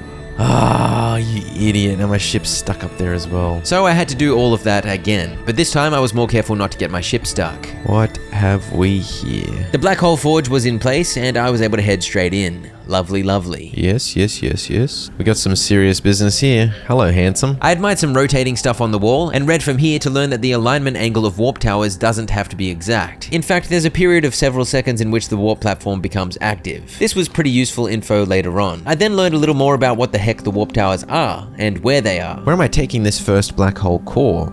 And where am I taking the remaining cores once they're ready? All of the warp towers being constructed on Ash Twin, so the black hole cores will go there. Basically, the black hole cores being made in the Black Hole Forge were being used to make the warp towers on the Ash Twin, and the white hole cores were being used to make the warp receivers on various planets. The receivers are the weird, like, spirally square ruins on several planets, including Timber Hearth, by the way. But that's where you, like, warp back to. I was also able to yoink this Ash Twin projection stone and place it on the pedestal out here. I have good news, Yarrow. The advanced warp core is ready to be installed in the central chamber on Ash Twin. So there's an advanced warp core somewhere here at the center of the Ash Twin. I wasn't exactly sure what the advanced warp core did, but obviously it contributed to the Ash Twin project somehow. I then decided to go check out these warp towers on the Ash Twin. I looked at these briefly earlier, but I hadn't known what they were at the time. I hopped into this tower, and judging by the trees, this was obviously the warp tower for Timber Hearth, but I was a bit slow to work that out. Oh, this might warp me to the sun station thing? Oh. Oh. It warped me somewhere. Oh, I'm on Timber Hearth. Ah, okay. I warped back to the Ash Twin, because thankfully it apparently stayed open for a return trip, and I walked over to the next tower along, in which I found a wall with the gravity crystal thingos. I'm pretty sure I read this earlier, but by this point I'd completely forgotten, so I read it again as if it was for the first time. Here's our first delivery, Yarrow. One warp core fresh from the Black Hole Forge. Root is installing this core's sibling on Brittle Hollow as I write this. My gratitude, Clary. With this, the Ash Twin project is underway. It sounds like the very first thing they built for the Ash Twin project was this transportation network, with the Brittle Hollow warp tower going up first. Very cool. This one will be Giants Deep, I think, because it looks like a tornado. I wasn't sure about this next one though. All I knew is it looked quite menacing up there on the rock. I'd also completely forgotten that I visited this one earlier as well. Well, how do I get in there? There's flaming prickly bushes everywhere. I think this is probably how you get to the sun station. up there. It seemed I could perhaps fly my way through this prickly corridor and around to the elevator, but I'd have to be extremely careful. And on this particular attempt, I don't think I was careful enough. I then did exactly what I did the first time I was thwarted by cacti many loops ago. I flew atop the tower. Dude, I want to go in there. I left that tower for now because I feared the sun was about to explode and I wanted to explore these next towers too. I found a spot for a scroll, but no scroll. How silly. It's gonna explode. I'm running out of time. Oh, there's a scroll. Please let me get the scroll. No, it's exploding. Don't explode before I get the scroll in. I think it pauses when I'm reading. It's true, time actually pauses when reading these translations, so I was grateful to get the scroll here in time. It was a pretty useless scroll though. It just made it clear that the high energy lab is the building with the large solar panels on the Ember Twin. It got me an update to my ship logs though, so happy days I guess. And ironically, I still had enough time before the supernova to run out of O2 and die that way instead. On loop 32, I proved that I am a double idiot, because I tried to take this ghost matter hallway shortcut to the Sunless City again, but of course, that resulted in death. Again. On loop 33, I went the long way to the Sunless City, and my goal was to get into the high energy lab, so I lit up that area of the city. The entire lower region lit up, so obviously that's where I needed to go, so down I went. I hoped it would be a quick trip once I opened this huge door, but no, I was in for some silly willies in the caves. This is such a spooky way to get to the flaming lab, man. There was a shower of sand ahead with cacti lurking on the far side, but I figured if I flew along the roof of the cave, I could make it across the spikes. Not so. Every time I tried, the sand pushed me down and my progress was halted. I soon concluded I'd have to wait until the sand rose to cover the prickles. Fill up above the prickles, please. Get out of my way, prickles. And go. Nope. Go. It's gonna start filling up here. It's filling up. What? What? How do I get in? Oh gosh. Oh, for goodness sake, man. Yeah, that's what an idiot panicking for no reason looks like. It felt like the sand was about to drown me any second, but in reality, I had plenty of time. Can I get over the cactus and not be a moron? Can I get over the cactus and not be a moron? You gotta go through all these caves to get to the Sunless City, and then you gotta go through all these caves to get to the high energy lab. This time when I got to the impossible cactus, I easily jumped over it. And after a couple more twists and turns through the cave, I zoomed up a huge elevator. I walked along this bridge featuring some long windows, and I climbed up some ruins before zooming into the beam of this elevator, and finally, I arrived. Okay, we made it to the high energy lab, I believe. This is where some experiments were done on some warp cores, and there were actually a few hanging on the wall here. I headed upstairs to read up on some lore. The Nomai here were further investigating the strange time-traveling phenomenon they noticed when warping, how people seem to arrive slightly before they left. Initial things first, our experiment setup will first pair a small black hole core with a small white hole core to mimic the setup on the white hole station. Hypothesis: it is possible for an object to exit a white hole before entering the corresponding black hole. I plugged in the next scroll, detailing the success of their experiments. Hypothesis confirmed. I saw it. Pi saw it. Hypothesis confirmed. This is beyond extraordinary. This changes everything. What a beautiful day for the intersection of abstract theory and practical application. So that's essentially time travel. They confirmed time travel is a thing. I wandered up some more stairs where I saw some images on the wall depicting all of the warp towers on the Ash Twin. And I read another scroll that finally shed some more light on how it was that I was stuck in a time loop. The Southern Observatory is asking if creating a 22-minute interval is possible. That is, to have something arrive 22 minutes before it is actually sent through the warp. We've learned the negative interval of time between departure and arrival can be increased by adding more energy to the warp core. Problematically, the energy required to extend the interval increases at an exponential rate. Hypothesis: creating a 22-minute long interval is possible, but we are currently unable to generate the necessary energy. Raimi and I believe it would be necessary to invent a new method of producing energy, a thrilling but enormous undertaking. We would also require advanced warp technology able to handle such energy. The Ash Twin project will be one of our biggest undertakings, metaphorically and physically. To build it, we need a way to travel quickly between Ash Twin and each location that holds crucial project materials. So that's why there's all the warp stations, so they could get materials quicker. Let's do a little recap. This is what I knew so far. The Nomai of the past worked out that warping took them back in time. They worked out if you put more energy into a warp core, the duration of the travel back in time increased. They decided to set up a machine at the center of the Ash Twin to cause a 22-minute warp back in time. And they set up a transport and logistic network of warp towers to help them build this Ash Twin project. They were also trying to shoot off a probe to find the eye of the universe, but I wasn't sure how that related to the Ash Twin project. And to power the whole thing, they'd built the sun station, but I still need to investigate that to learn exactly how they harnessed the sun's energy. Can I test the theory here? Put a black hole core. Yeah, so this is essentially the technology they used. Their black hole cores and their white hole cores. It's pretty sick. I then returned to the sun station warp tower and attempted to get through the cacti. How hard is this though? Oh gosh. How do you do this without losing all your O2? Dude, is that what you're supposed to do? Oh man, as soon as you hit a cactus, you get bounced around like an absolute dingus. It'd be several minutes into the loop before the sand was low enough on the Ash Twin to attempt getting into the Sun Station Warp Tower again. So in the meantime, I decided to head to Giant's Deep. I planned to crash straight into the current at the center, which would slow me down, but I instead crashed into the probe cannon and destroyed my ship. So I quit to reset the loop. I returned on loop 36 and had an anti-clockwise tornado push me below the current, and I was on the search for the orbital probe cannon's tracking module, which I knew was somewhere down here. I'd searched here pretty thoroughly a while back and I hadn't seen it, but I guess I was double checking, but to no avail. I couldn't see it anywhere and I concluded I must be missing something. Feldspar found a way to reach the core. I think I got to talk to Feldspar about Giant's Deep. I think that's the next big thing. I hoped Feldspar would help me learn a little bit more about Giant's Deep core, but he was off chilling somewhere on the dark bramble. I didn't want to go there just yet. For now, I decided to have a snooze by the fire to kill time. Except on my way to the fire, my scanner detected a signal. Radio tower. Deep space radio.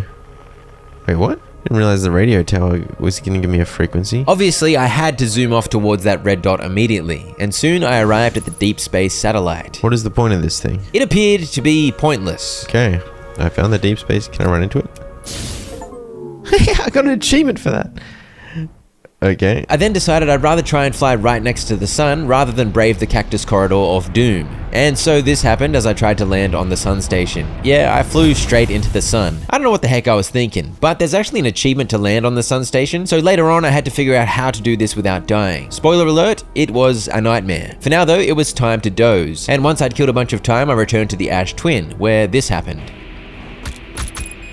Dude, that's hard. I then realized something. If I just waited for the right moment, I could get through the corridor while the cacti on the floor was still covered by sand. So I went AFK while I waited, except I went AFK for a bit too long. And by the time I entered the tower, the sand had descended too far and it was Cactus City. It's all good though, because I pulled this glorious effort out of nowhere. No, we got this. We got this. It's easy. Yes, go up. Oh my gosh, I just did it anyway. Alright, no sand required. Never mind. Finally, I was standing atop the warp device, waiting for it to align with the sun station. Here we go. Here we go. There it is. Finally? What? Oh no. Okay. Oh yeah. We did it. We did it, baby. I was actually on the sun station. Finally, and I was about to be hit with some absolutely astounding information about the Nomai. 281,042 years ago, no user commands received for 10 minutes, all systems entering sleep. So the Nomai were around 281,000 years ago? Holy dooly. 10 minutes 51 seconds ago, increased solar activity detected. Sun station hull integrity approaching critical levels, closing emergency doors. Warning, opens emergency door. Oh my gosh. Am I supposed to go over there? There's no way I don't just fall into the sun. See? See what I mean? See what I mean? How the hell? The whole thing fell into the sun. What? What? I didn't realize it at the time, but the sun actually became a red giant, which if you don't know is one of the final stages in a star's life cycle where it becomes much bigger as it begins to die. It became a red giant literally the moment I stepped out that door, which is why the sun station was suddenly eaten up. That was some terrible solar timing. What I needed to do was get to the sun station earlier in the loop, which would allow me more time to explore before the sun became a red giant. And thankfully, this time I was on the ball and actually got to the cactus corridor as early as possible. The dream is alive, everyone. Get in there. Anti-cactus. Ow! Ow! I still managed to run into multiple cactuses. Wait, which way am I going? I'm gonna wait a little longer. I still managed to run into multiple cactuses even though I had the benefit of the sand. That's how much of an idiot I am. Soon enough, I warped over to the sun station, and this time my little spacewalk across this gap went much more smoothly. I had 0G, so it was actually pretty easy to maneuver using my jetpack. On my previous visit here, I'd been amazed to discover the Nomai had built all of this over 200,000 years ago, but I was in for an even bigger reveal today. Pi, mission, science compels us to explode the sun. Huh? Can't we change this? I don't enjoy working in view of such a morbid mission statement. Here's a better one. Mission. Determine if it's possible to prompt the sun to explode. Wait, are you saying they made the sun go supernova? But it's accurate. We're going to create a supernova for the purpose of scientific progress. That is our mission. Our mission is to decide if such an irresponsible feat is even possible. What? it. I'd known they were trying to use the sun station to harness the sun's energy, but I hadn't realized the way they were trying to achieve that was by making the sun explode. I headed down this way to discover a room with a rather majestic view of the sun. Star has reached end of natural life cycle, now approaching red giant stage. Warning, evacuate sun station. Approximate time until sun station is destroyed by expanding star. That's what happened. 3 minutes and 36 seconds. That's what happened last time I was here at the perfect moment. Approximate time until star's death, 15 minutes and 6 seconds. This is like from that movie Sunlight. I meant the movie Sunshine, starring Cillian Murphy, but yeah. I next whacked this projection stone onto the pedestal. Yarrow, what happened? Did the sun station not fire? It fired, Yarrow, but it failed. The sun barely responded. There were infinitesimally small surface level changes, but they were barely visible, even to the third eye. The sun station is useless. It will never, and could never, cause the sun to explode. I don't know what comes next, my friends. I suppose we must start over, but I'm unsure how to start over. Return to Ash Twin first, my friend. Perhaps a change of task would help. Spy noticed a comet approaching the star system that we'd like to investigate. The interloper. So that was quite a bit to digest. I stood here working on my tan while trying to make sense of it all. So about 200,000 years ago, they tried to use this sun station to cause a supernova, and they wanted to harness the energy of the supernova to activate the probe module? Right? Because the probe module was going to find the eye of the universe for them, right? But they needed heaps of power. They couldn't cause the supernova to trigger, it failed, and so 200,000 years later, the supernova is happening naturally, because it's the natural end of the star life cycle. And the power is being harnessed by the probe module, and it shot the probe off. So theoretically, the probe actually found the eye of the universe, right? So I need to get to that probe tracking module at the center of Giant's Deep, right? And figure out where the probe went, because maybe I can find the eye of the universe. The sun station will balance with the eye of the universe, and they'll find it. Like, that's what this symbolizes. But the supernova hasn't happened yet, but the probe already went. The reason the probe goes 22 minutes before the supernova is because of the time traveling nonsense, right? Like, they managed to extend out the 22-minute. So they were planning the whole time to use the supernova to shoot the probe module and at the same time activate the Ash Twin project so that a bunch of them could restart at the loop, and then they would have 20 minutes to work with to investigate the eye of the universe over and over again. Right? I think that's right. That's incredible. Here we go. We're sinking in. I was sort of correct. The supernova was indeed activating the Ash Twin project and shooting the probe, albeit 280,000 years later than the Nomai had intended. But the Nomai's plan to find the eye of the universe was actually even more insane than that, as I uncovered soon enough. And of course, the Nomai were all long dead, so it was up to me to finish what they had started. I needed to find the eye of the universe. Yeah, so after they failed at the sun station, they investigated the comet. Maybe I should try to get on the comet again. Yes, indeed. The interloper had showed up at around the same time as the sun station failed, and the Nomai had sent a team to investigate. I'd already worked out earlier that they'd somehow gotten into the comet through the fissures on its sunward side, but I hadn't been able to find a way down myself. I checked all the fissures I could find again, but again, no luck. But when the comet swung by rather close to the sun, I noticed something about the ice. Oh, is it? Wait, why is it changing? It seemed the level of the ice was completely shifting in response to the sun's heat, but when I returned to the fissure, it was much the same as before. I waited several minutes for the comet to complete its orbit, and when it was close to the sun again, I was ready. Okay, I'm getting close. Oh, it's melting. This is my moment. Aha. Aha. And so I finally made my way inside the interloper. Oh dear, there's ghost matter in here. Oh dear. That ghosty tunnel was obviously not a great option, so I headed this way instead. Lo and behold, 4 more ghosty tunnels, and a note from Pi. I'm receiving much stronger energy readings now that we're beneath the crust. Whatever it is must lie somewhere below, closer to the comet's center. And I'm starting to think it's more dangerous than we realized. The whole second from the left looked the biggest, so I shot my scout down, and it seemed to be all ice past the initial scattering of ghost matter. So I jumped through the center and enjoyed a lovely slippery dip. I tried to control the speed of my slide as I shot the scout forward to suss out where I was going, and I soon arrived safely on this shelf. It's like a beautiful slippery dip. Oh gosh. Oh gosh. Oh gosh. Am I dead? Dude, I started sliding. I didn't want to slide down. Can I get down there? Did I find them? Is that what I saw as I was falling, I guess? I found the 2 missing members of the Nomai shuttle crew near a large ruptured stone that looks like it exploded from the inside. So apparently in the room on the other side of that deadly hole, my character had seen all of that. Personally, I only saw extreme pain and death. When I returned, I tried to suss out the other holes more thoroughly, but it really seemed like the one I'd chosen last time was the only good option, so down I went again. And last time I'd accidentally slid down the edge, but I wondered if I could perhaps fly through the center of the hole, and maybe that'd give me enough distance from the ghost matter and I'd survive. That plan did not pan out well for me. Alright, here we go.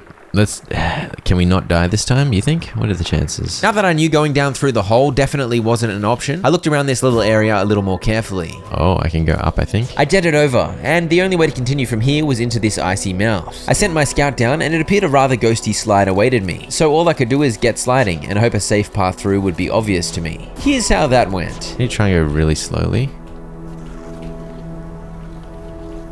Oh dear.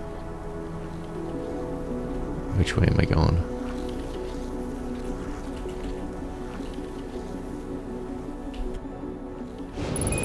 Dude, which way am I supposed to go? Ah! Keep in mind, it took me a few minutes at the start of the loop to get back to the comet, and then to wait for it to get close to the sun so I could get through the fissure. So every death was quite painful. But on loop 44, check out this beautiful effort. Where am I going?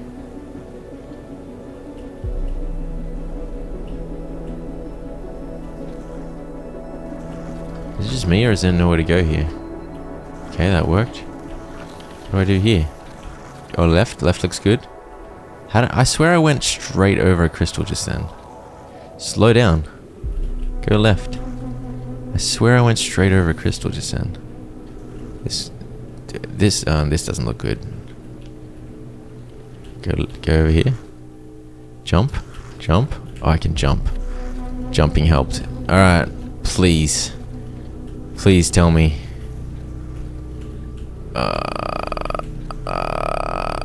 What's that? There's another big hole. Get me up here. Get me up here. Get me up here. Please. Oh, okay. I don't know how those ghost crystals didn't kill me, but fair enough. One of them are dead. Got ghost crystals on them? Goodness gracious. Oh, do I go down the crack here? I don't see it ending well if I try to go down there, right? I should be able to control where I land. Oh crap.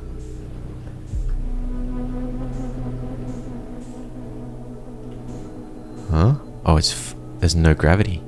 That helps. There's the other dead one. The spherical stone casing here seems to be the source of the energy readings. No, rather, the source is what's within the stone. I'm detecting some form of exotic matter. The stone is muting our energy readings. They should be 10 times what we're seeing at least. Pi, I don't think we want this matter interacting with us. As far as I can tell, direct contact with it would almost certainly be fatal. So this is the origin of the ghost matter? I've never encountered anything like this casing, but it's all that's protecting us from what's inside. Worse still, this matter is disturbingly volatile. Pi, whatever the matter inside this stone casing is, it's more than just profoundly unstable, it's under tons of pressure. I've never seen anything this tightly compacted before. What is this? This is orders of magnitude worse than I'd imagined. If this stone were to rupture, the lethal matter within would rapidly expand, completely blanketing this star system almost instantaneously. Oh crap. And the pressure is still building as the comet approaches this star system. Return to the shuttle right now. The rest of our friends need to know they're in terrible danger. Leave your equipment and run. What are you doing, Pi? The more we know about this alien matter, the better our chances of survival. I will learn what I can here. Go warn the others. Maybe they can construct shelter somehow. Now, Poke. So, this comet brought the ghost matter. The ghost matter is what killed all the Nomai. What if I just go into it? Eat me up, fella. How am I not dying? This makes no sense. This should be the most intense ghost matter ever. I'm just chilling on it. But if I go through this hole over here, I'm dead, right? Dead. Ready? Boom. Makes no sense. I have been wondering this whole time, why are the Nomai all dead? And I guess that explains it. The interloper brought ghost matter that exploded all over the solar system. Even to this day, 200,000 years later, there's still some ghost matter about. So imagine how intense it was when it first spread about. There were now just 5 question marks left on my ship logs, and most of them could be answered by a trip to Dark Bramble, so off I went. I hadn't revisited this disturbing planet since about 40 loops ago when an enormous fish ate me, which I guess explains why I never came back. But it was time to face my fears, and in I went, entering the seed of the Dark Bramble. You may recall the inside of a Dark Bramble seed is somehow enormous, so once inside I had some pretty serious distance to travel. I had 2 signals I could follow, either the Nomai Escape Pod 3 3 distress signal, or Feldspar's lovely harmonica. I chose to head towards Feldspar first. The anglerfish can't see, right? So if I'm completely silent, like I don't use my engine's thrusters at all, then the anglerfish won't hear me. True? True? Is that science? As you can see, there were some lights in the mist, including a red one down there, and of course, plenty of brambles. I don't know where any anglerfish are. Use a little bit of thrust to get there slightly quicker. I don't know if I'm playing this altogether too scared, but to be fair, last time I was here I got eaten by a big fish. And I'm scarred. He's in here. He's definitely in here. And so I went into another seed within the seed that I was already in. Oh no. It started another loop? Wait, what does that mean? My signal scope appeared to be picking up 3 Feldspar harmonicas by this point, which was a bit confusing, but I just locked onto one of them and kept moving, and thankfully I didn't have as far to go, and soon I was entering seed number 3. How much dark bramble inception do I have to suffer? The signals all resolved into just one location once I entered this seed. I feel like on the last one there were multiple signals I could go towards that were disparate. Now it looks like there's multiple signals right on top of each other. So am I honing in? I drifted forward, and even though I'd not seen a single anglerfish, I continued avoiding using my thrusters as much as possible, and soon enough I saw what I was looking for. That's it. Is this one dead though? This is what I saw through the thing. The original bit of dark bramble on Timber Hearth, this is what I saw. Yes indeed, Feldspar had set up camp in the mouth of a dead fishy, with some trees from our home planet planted to prevent homesickness. What a legend. I hopped out and flew down to say hello. We made it to Feldspar. Yes! Yeah, it's like a never-ending loop, but I did... What the heck is that? Did you see that? Alright, let's talk to him before I die. Whoa! Where'd you come from? No one's come here in, well, ever, actually. That makes you the second Hearthian to ever reach Dark Bramble. After me, of course. Well done. Yeah, that's right, I'm alive. Been camping out here since my ship, crashed violently. Feldspar told the story of the crash, which of course involved interdimensional vines, thorns, and an encounter with an anglerfish. As a result, this anglerfish skeleton was now Feldspar's home. You reached the core of Giant Steep. This is the important moment. How'd you do it? Giant Steep's core, huh? Ah, that was a wild one. But since you're asking, I gotta assume you haven't made it down there yourself yet, right? If I tell you how, it kind of feels like cheating. On a completely unrelated note, that sure was a big hollow vine my ship crashed into. Yep. If I were you, I'd go take a walk and see where it ends. You'll want to go to the tail end of this anglerfish skeleton here and look for a flickering light in the fog. That'll be my old ship. Path starts there. So Feldspar was being coy about how to get into Giant Steep Core, but I now knew where their crashed ship was, and I got the impression I'd find a clue if I sought it out. I headed off in the direction of the flickering light and soon spotted the ship, and the hollow vine behind it too. I hopped out and investigated the ship. Oh, dude. That's not what I wanted. So the ship offered nothing but sparky pain, but apparently the hollow vine held the secrets I was after, so I headed up this way to investigate. The vine narrowed as I ascended, and soon the fog rose and then disappeared completely, and suddenly I was no longer on the inside of the dark bramble seed. Yeah, what the heck is going on? Oh. So why is there gravity here? Oh, wait. Oh, is this like on the outside? The outside of Dark Bramble? And around the corner, something unexpected. What the heck? That's a jellyfish from Giant Steep. Trip 4 entry, I'm gonna say not 1. Crashes 3. Boring crashes 0. Personal best. Whoa! Never thought I'd see one of these beasties outside of Giant Steep. They were awfully useful back there. Maybe a jellyfish could be useful here too. Blah, this thing tastes terrible. The outside is all rubbery and tough. Maybe that's because it insulates the jellyfish's insides from getting zapped by electricity. Why is there one frozen here? That makes no sense. Do not eat this even if you were dying. It would be too sad if this were the last thing you ever ate in this life. I guess these jellyfish are only useful for insulation from electricity. Again, do not eat. Love, Feldspar. Okay, so if I'm picking up what he's putting down, he got inside a jellyfish to get to the core, because the jellyfish go into the core. I thought the jellyfish on Giant Steep were just there to be pretty, but apparently they had some use too. With that, I'd learned everything I needed from Feldspar, so I headed off to find the Escape Pod 3 distress beacon. Except the signal wasn't detectable this deep into the dark bramble seed inception, so I was bumbling about in the fog. I hugged the wall of the area, zigging and zagging, and eventually I found my way out. And once out, the distress beacon showed up on my signal scope once more. Over there.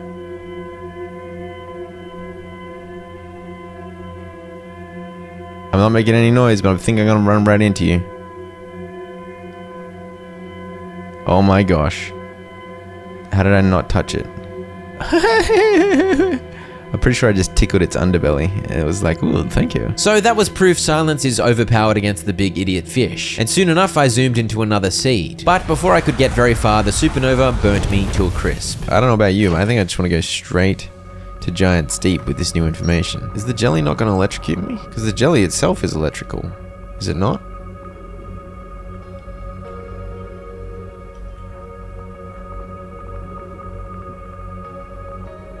Am I in the glorious jelly? Push me down, jelly. Push me down. Oh, I didn't get zapped. Good. I'm in there. I'm in there, bro. Push me down. Insulate me. It sounds very zappy. Bro, this is so weird. It was hard to see what was going on past all the jelly business blocking my view, but clearly it was getting rather sparky. So I gathered I must have been passing through the outer layer of the core with the help of the jellyfish. Just in that jelly, bro. Just in it. How long does this go on for?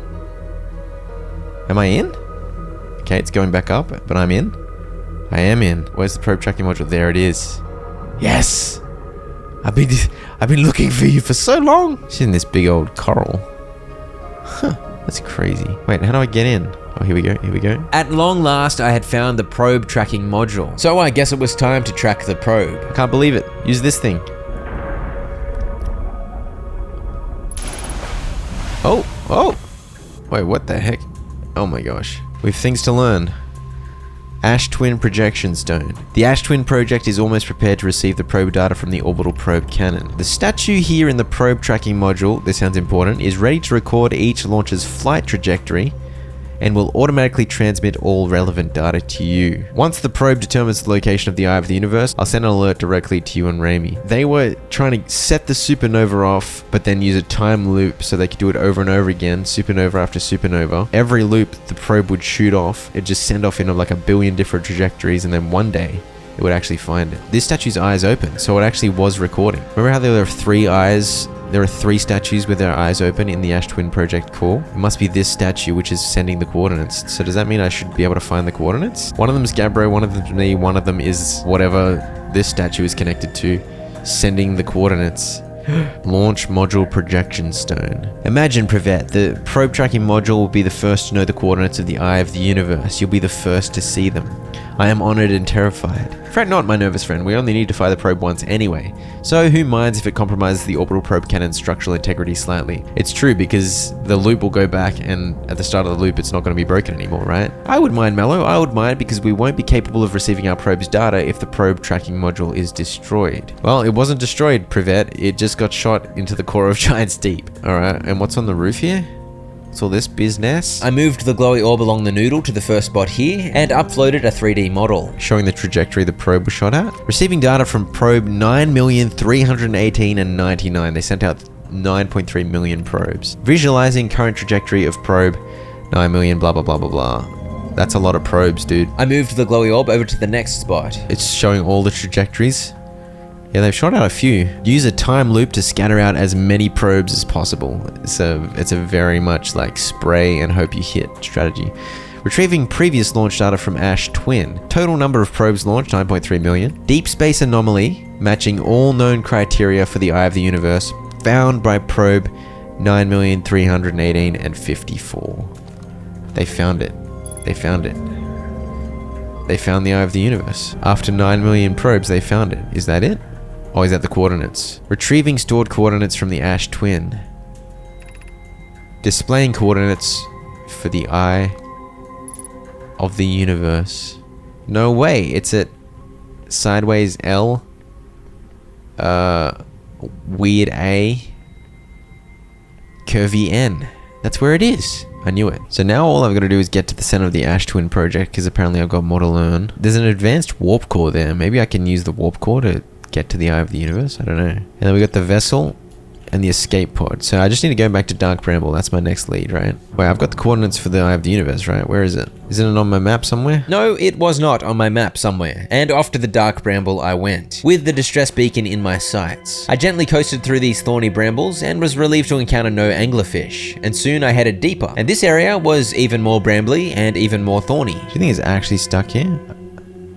Oh, this is actually it. Okay, sick. Not too much bramble inception. Yeah, their escape pod got skewered on a vine. This is of course the 3rd escape pod that was mentioned at the other 2 escape pods on Brittle Hollow and the Ember Twin. The one they never managed to get back in contact with. Sekka, our escape pod crashed as we tried to flee this place, destroying our movement and communication capabilities in the process. We've held out as long as we could here, but this pod's supply of breathable air is nearly depleted, and the anglerfish attack more and more frequently. Oh dear. Our best chance of survival is to return to the vessel, to either repair the damage, or more probably await rescue. Oh, that's where they were. I was wondering earlier, how do they transport in the escape pod? They've got little capsules. There is a new problem. Our equipment is detecting 2 distinct beacons from the vessel. The occupants of this escape pod had a rough time, no doubt about it. And upon deciding to return to the vessel, they'd realized there were 2 vessel signals, no doubt thanks to the weirdness of the dark bramble. They'd chosen to go to the nearest signal, as they were running low on oxygen and it was the best they could manage. They'd left this trail of lights as they went, so I set out to follow them. There's a bunch of dead nomai. It is. Oh my gosh. They made it here.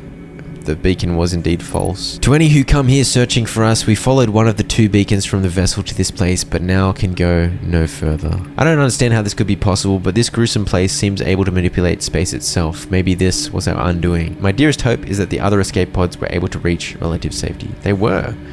They were, my friend, and they cooked up a completely ridiculous plan to blow up the universe over and over again, so you'll be proud of them, right? Obviously, the nomai couldn't fit through this small seed, but my scout could fit. Is that the vessel? That's the vessel. That is indeed the original vessel that warped the nomai to this solar system, and my scout actually landed right on it. Can I get to it? Oh, my scout does a duplicate signal. I was like, how am I supposed to find it? The scout signal strats. Alright, we're going this way then. And so, with the help of my scout's duplicate signal, I was able to find a seed big enough for my ship to fit through. We're going in here. It says 1.7 kilometers. Oh gosh. Oh gosh. I'm dead. I touched my thrusters because I was worried I was going to run straight into it. Like, it's going to notice me if I run straight into it, isn't it? Oh, for goodness sake, dude. I think if I just kept going, I might have been okay.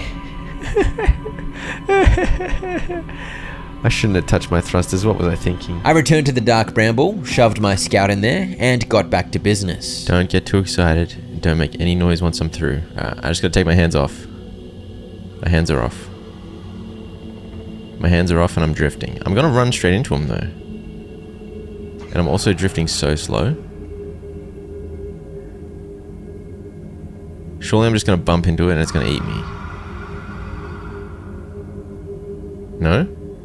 It's so stupid. I swear I just literally tickled its dangle. I should have got more speed. I'm going so slow. I'm going to just stop right next to that one.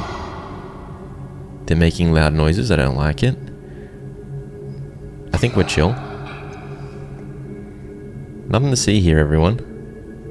Just an extremely slow idiot. A slow idiot, but not a dead idiot. A vast improvement. What is that?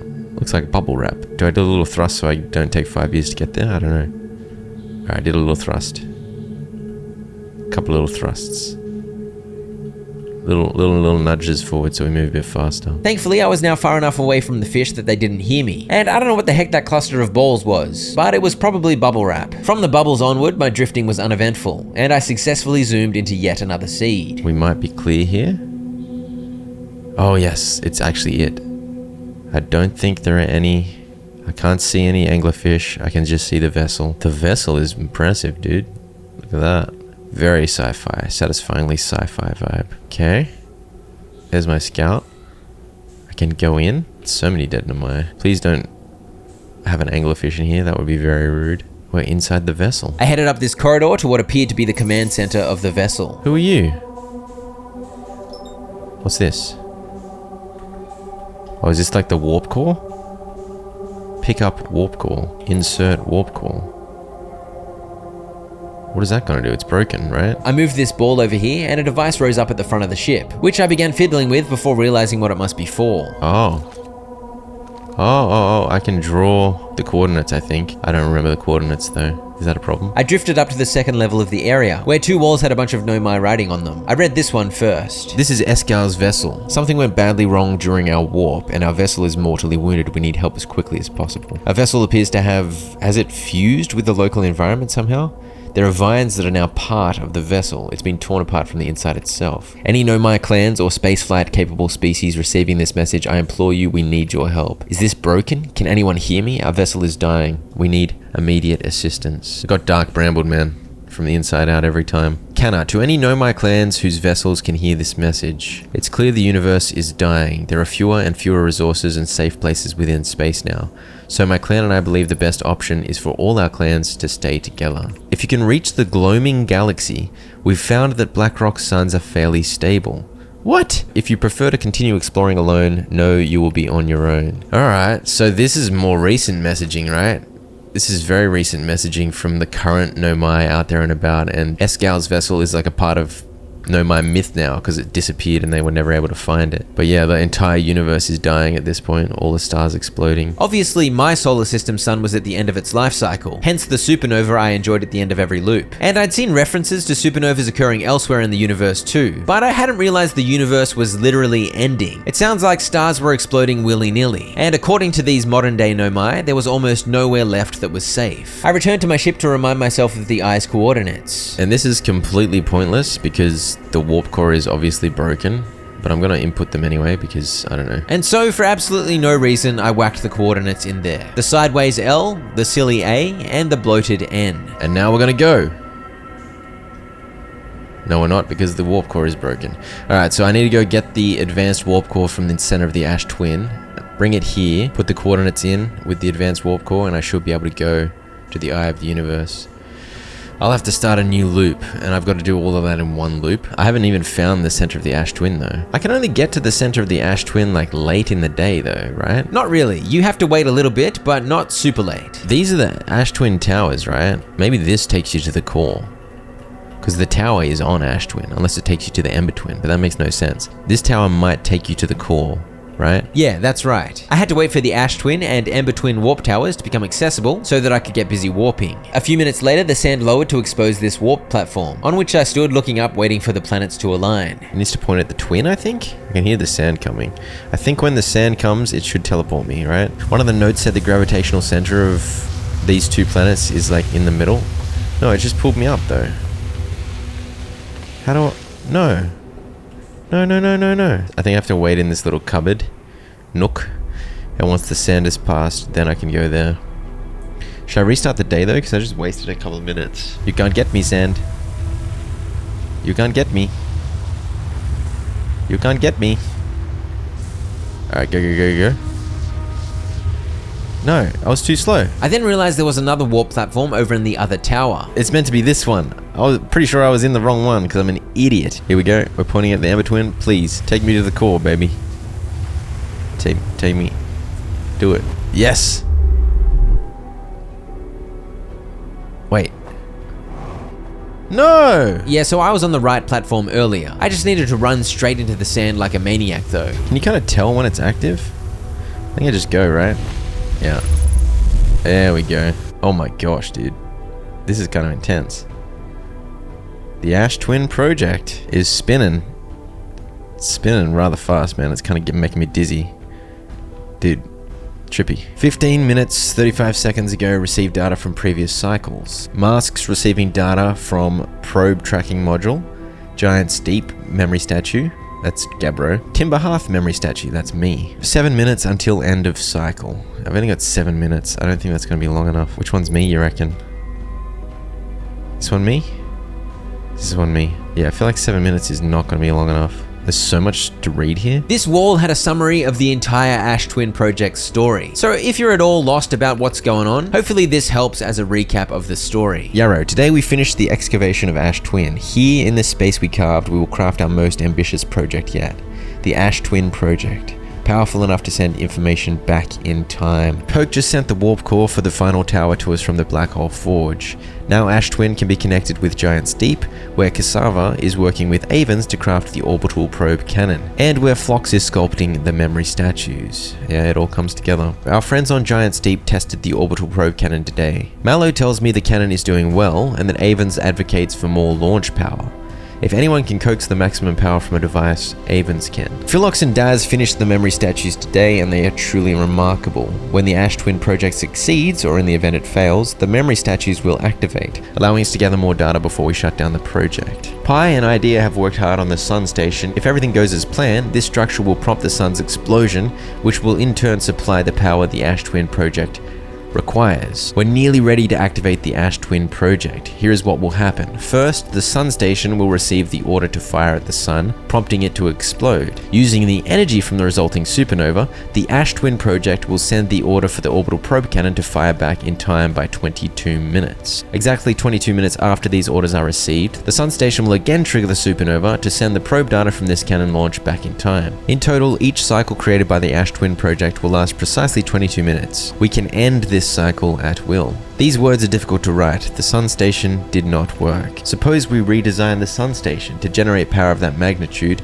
A supernova is still our only viable option. I believe we can still find a way to create a supernova, my friend, don't lose hope. The Ash Twin project is theoretically sound, we were only unable to power it. Perhaps there is another way. We are halting our research into creating a supernova for this moment. A comet has newly arrived in this solar system and we're anxious to explore it. It's been a very long time since we last explored somewhere new, so we're excited to welcome this comet.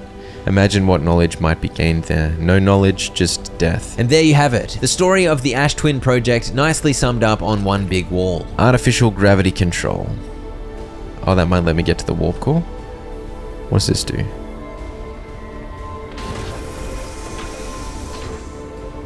Yep, I can open up the center.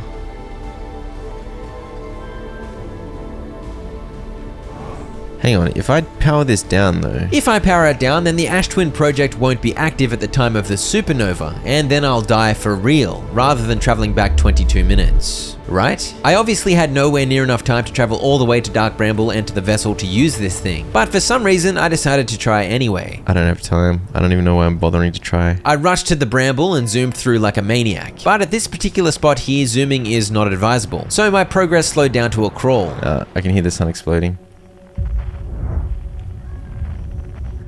Go fast! Go fast! You can't eat me! You can't eat me! I'm too fast! I'm dead. Alright, well, I know exactly what I need to do.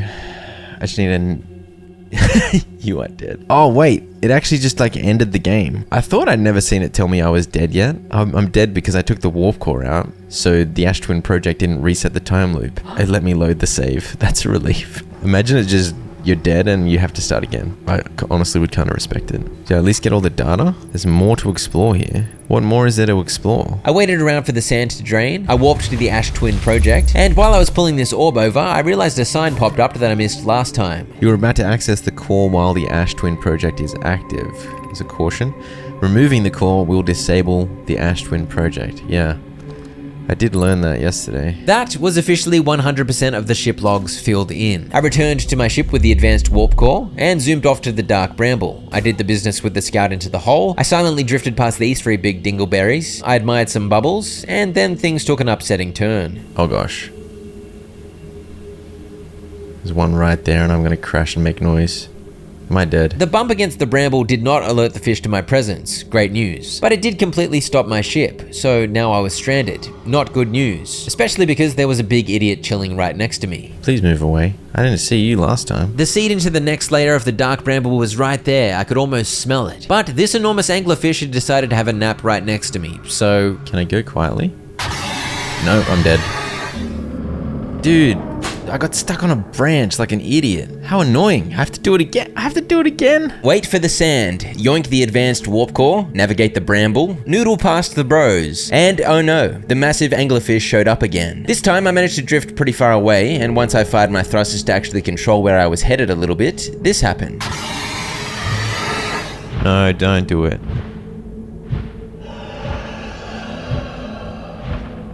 I can hear one flapping. I think I can just see it in the corner there. Is it like stuck? It's angry. It's trying to get me. I swear it's trying to get me. Go in. Quick. Okay. Yeah, I believe it heard me, and it charged at me, and it wanted to eat me, but it got stuck on a bramble like a big idiot. Now it was time to fire up the vessel with the advanced warp core. But first, let me explain what the advanced warp core is, just in case you're confused. Normal warp cores are the ones that teleport you from the black hole core end to the white hole core end, so they function to make a fixed location teleporter. An advanced warp core, on the other hand, has both the white hole and black hole elements in one, and therefore it doesn't need a counterpart to enable warping, and it can be used to warp to any specific coordinates you choose. choose. And as we learned earlier, when given enough energy, they can also portal you back in time. Obviously, this advanced warp core was used to achieve the time travel shenanigans for the Ash Twin project, but now I was hoping it'd help me warp the vessel to the coordinates of the Eye of the Universe. Oh, we're back in business. The whole thing's ready to go. I popped the hard-earned coordinates to the Eye of the Universe into the ship's navigation thingo here. Lock that in, mate. That's where we're going. Those are the coordinates. And then I had no idea what I was doing. I pulled this orb over here and nothing happened. Wait. This one. Do I pull this up? No way.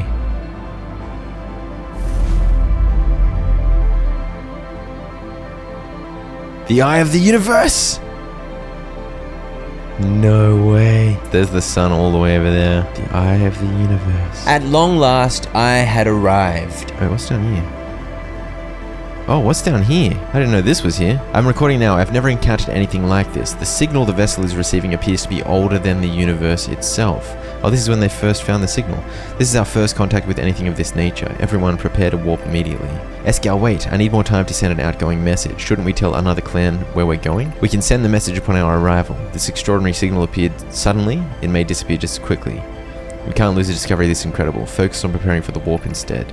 I understand. Anona, is the vessel ready to warp to this signal's approximate coordinates? The warp core is powered, but this will be a significant jump. Afterward, we'll need time to recharge the core. That shouldn't create a problem, provided we arrive at or near the signal source. Everyone, we're ready to warp. So this was the signal that they got originally. That was how this whole crazy adventure began, over 200,000 years ago. And now it was time for me to finish what those Nomai started. Except I still didn't know what the heck was going on. I didn't bring my ship with me. Should I have brought my ship with me? I'm locked in here. What does this do? Huh? I guess I go in. Oh, dude. Can I shoot my scout launcher?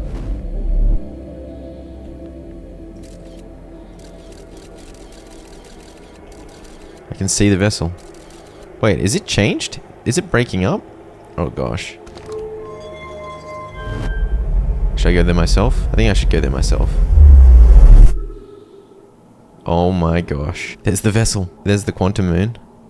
If I look away, does it move? It does. That's so sick. Bro, what on earth? The Eye of the Universe. What am I looking for here? This seemed like the way to go, so this is the way I went. It was crazy to actually be at the end of this wild adventure. There's 2.4 times gravity. I can't even jetpack. This storm is kind of intense. So dark. Oh, there's a tree? There's a bunch of trees? Oh! Everything's going nuts. Everything's going nuts in this. There's like a quantum storm. Holy dooly. Oh, here we go. The Eye of the Storm. The Eye of the Storm on the Eye of the Universe. What have we here? Is this where I ascend? And become... Bro, what? What am I supposed to do? Should I go down? Should I go down into the crater? It sounds quantum-y. I wandered down into the crater, but there wasn't much to it. And then I shot my scout at the hole up there. Connection with scout lost. It's gone. I can't even get it back. Am I supposed to go in that hole? I can't fly. My jetpack is not... Like the gravity's too strong. Can I walk up this wall? I can. If I walk up this wall, do I want to get sucked into a hole? I kind of do. I kind of do. What do I do? Oh, we're in the tube. What the heck? Huh?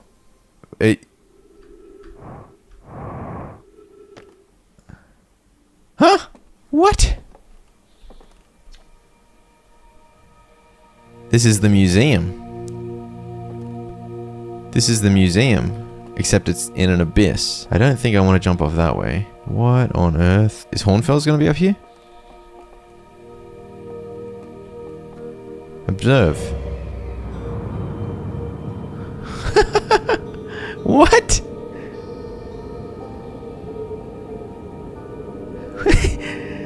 That was the museum sitting on the Eye of the Universe. Oh? It just zoomed out.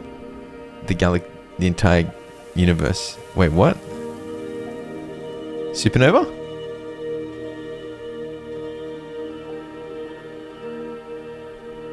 What does that mean?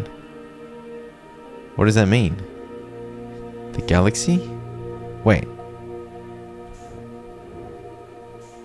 Wait, I'm in space now? Huh? Go towards the lights? Oh. This is... Ow. I'm in like a forest, a timber hearth type forest. Are all of these galaxies? That's the universe? Oh. Did I just destroy a universe? What the heck is going on, dude? Should I destroy all of the universes? It's time for you to die. Get some, tiny universe. Oh. Oh. It's all the supernovas. Oh, they're tiny galaxies and they're all getting destroyed by supernovas? This is the end of the universe? Yeah, I think that's what it's trying to say. Supernovas are destroying all of the galaxies. Now it's really creepy. Really creepy. Unidentified signal nearby. It's gonna be feldspar for sure. It's me! It's me? And a tree. Dude, what is this ending? The tree changed into little trees? Where's Slate?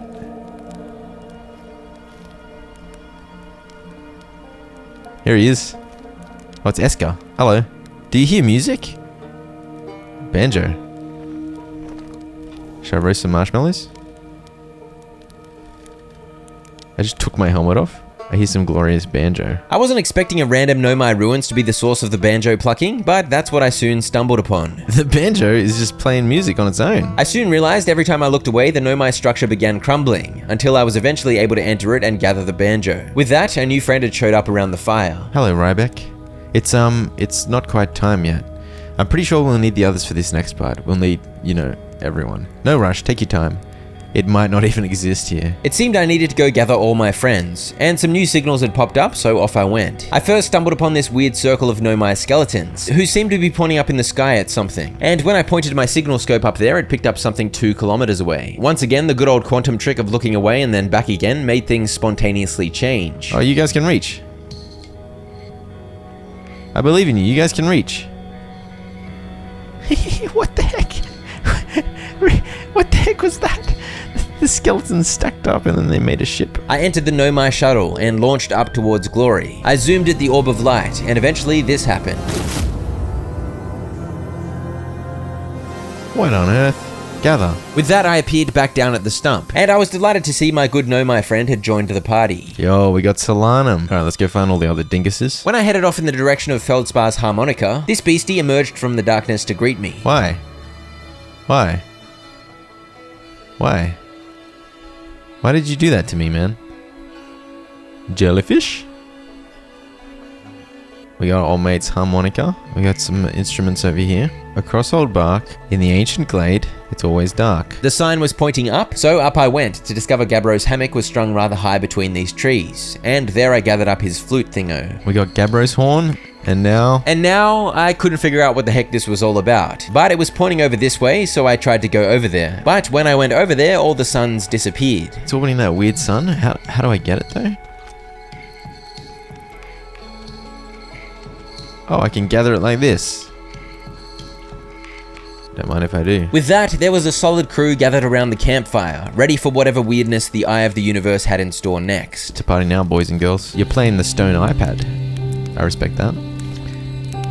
Begin, Ryback.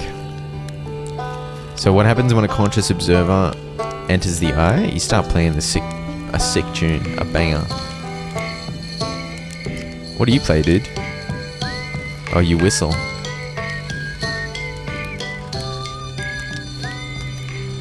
The beautiful music is summoning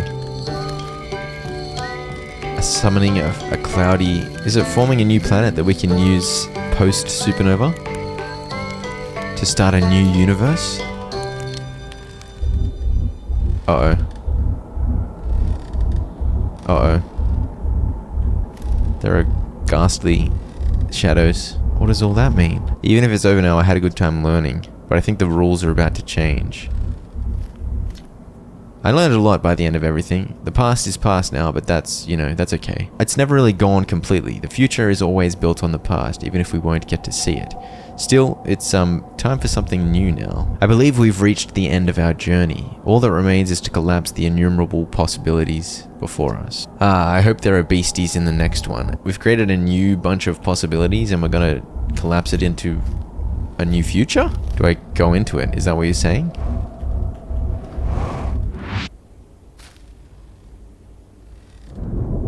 Ahoy! What? Oh, the new future has fireworks. No? Did I create a new sun? I think my face mask cracked.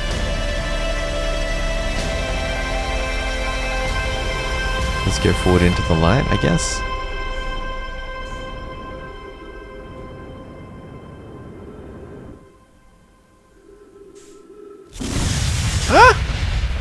Am I dead?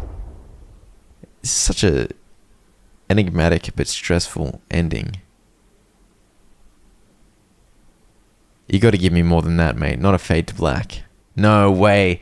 What? So the eye allowed me to summon all my musical friends together and we played a beautiful song, which formed an orb of endless possibilities. But then we had to collapse the endless possibilities into one future. A future beyond the universe ending because of all the countless supernovas. So we forged a new future, which I went headfirst into, and it was a big white light, and then it was a fade to black. I mean, the eye of the universe is supposed to be older than the universe itself. So it would stand to reason that it might have the power to start the universe. Maybe it was what created the universe in the first place. Maybe we just created a new Big Bang to restart the universe.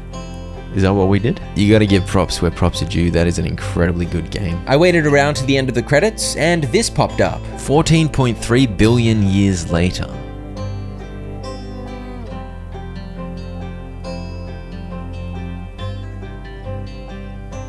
A universe? A wisp of glory? What the heck? What are these weird planets? These the planets of the future? It's an alternate timber hearth.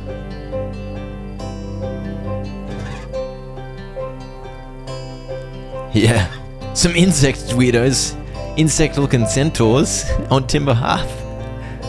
The scout comes through. What? No way.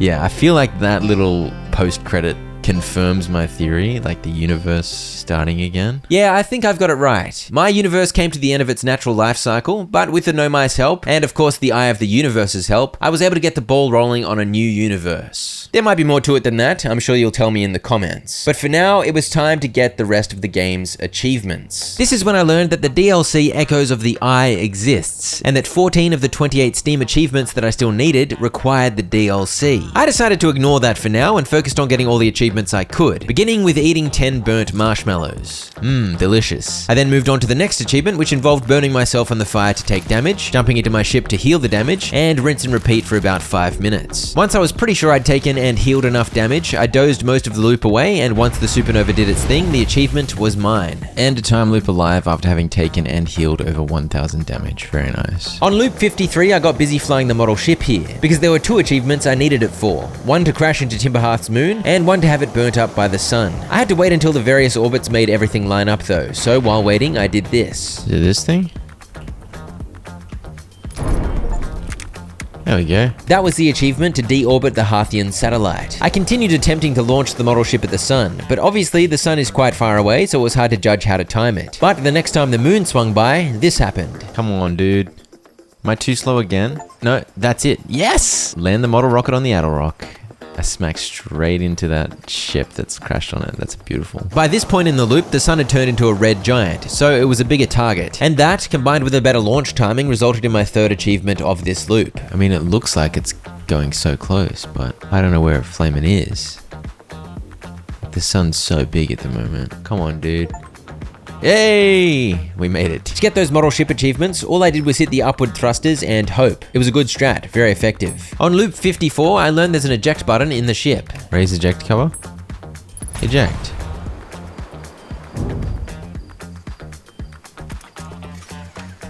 It shut the front off my ship. And on loop 55, I headed to Brittle Hollow. Alright, we're gonna get the achievement to launch my ship in a gravity cannon. Off you go. Shoom! See you, nerd. Shoo!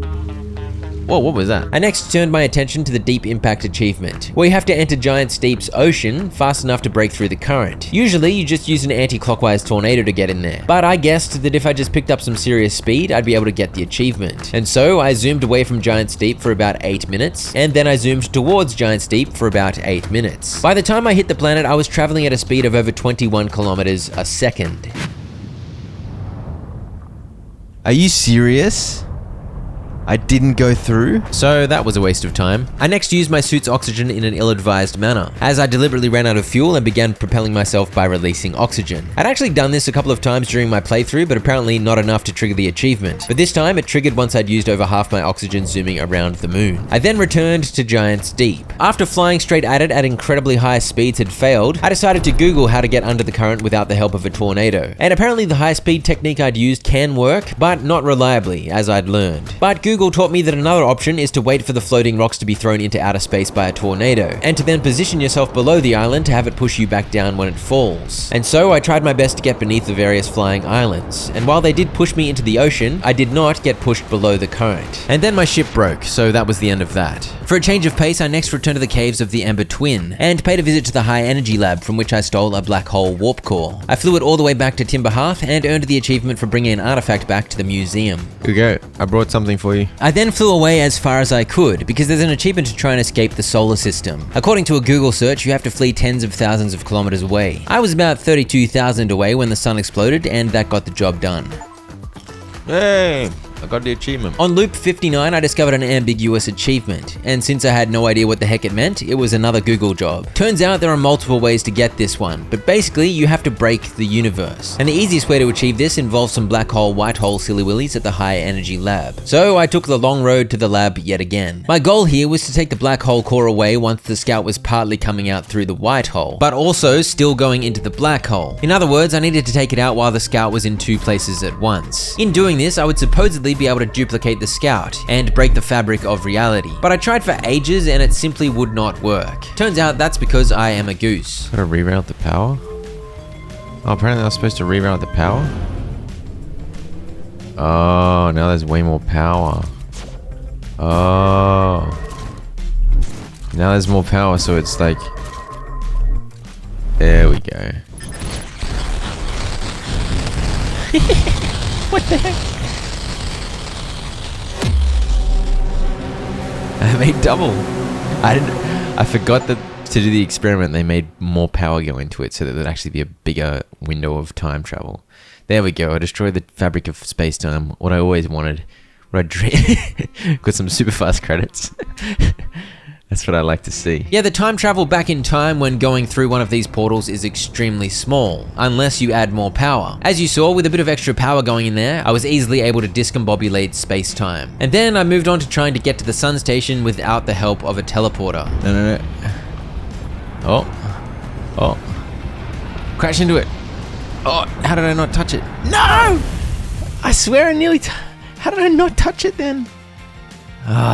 During that attempt, I'd been operating under the assumption that if I simply crashed into the sun station with my ship, I'd get the achievement. But after that failure, I once again did some Google research to make sure I understood what I was trying to do. Turns out you have to get your character inside the main area of the sun station. You can't just hit the sun station with your ship. And there's not really any trick to do this easily. You've got to somehow get your ship orbiting the sun at the same speed as the station, and then you've got to spacewalk over. I was honestly proud that I managed to get my ship skimming around the sun like this, chasing the sun station, and while it wasn't the smoothest thing you've ever seen, I slowly closed the distance, and it seemed like I might actually have a shot at this. Oh. I'm getting close. I'm getting close. I just land on it. Bro, I'm an artist. Do I just get out? Oh dear.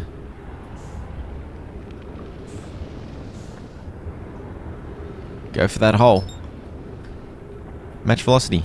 No! Dude, I was on there. Why did my ship fall off? My ship was like, nah, I'm out. I can target the door. Did you see that? Let me target the door.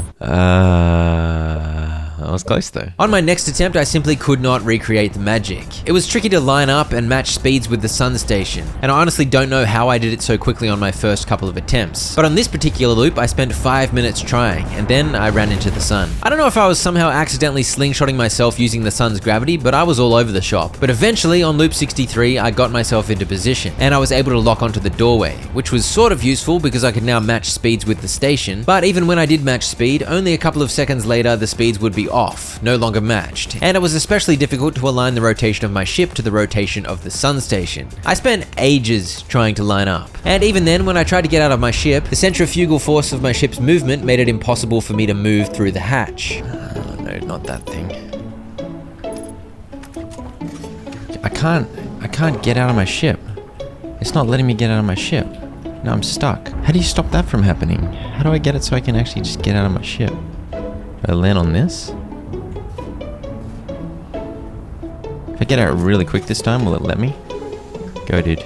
Go, dude. No. I can't even buckle up. Let me drive my ship.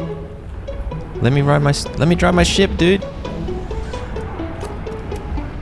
How the heck do you get out of your flaming vehicle? What is going on rotationally that I need to do? I'm not quite understanding the physics. Probably because I'm an idiot. I'm in here, dude. Please. Let me out the hatch. Let me out of the hatch. No, it's not gonna let me out of the hatch. I got out quickly. I somehow got out last time. Oh, did I damage the cockpit? Let me out. Go down. Go. Go. No, no, no. No, no, no, no, no. Please. Please. Please. Please. Please. Please. Please. Please. Please. Please. Please. Ah, dude. Please. Please, man. Please. Let me go there. How is this so... No, man. Oh, red giant. Great. I love red giants. That means I spent like 11 minutes trying on that loop. Oh, for goodness sake. I was mildly enraged after that, so the next time I played, I paid another visit to Giant's Deep. But I'd done even more research and learned that it's a specific spot on a specific island that has a chance to push you under the current. Basically, it's the lowest part of this island here, so I did my best to position my ship in that spot. Please. Yes! It worked. Enter Giant's Deep Ocean fast enough to break through the current. And then it was back to trying to land on the sun station. Gosh dang it, bro. Why am I so dumb? On loop 66, I had more luck, and I stuck with the strategy of landing on the dome thingo here, because that seemed to give me the time to actually get out of my ship. And I think the reason I couldn't seem to maneuver into the doorway the other day had something to do with the sun's gravity shifting as it became a red giant, because this time it was much easier for me to move around. There we go. Come on, baby. In you go. In you go. Yes!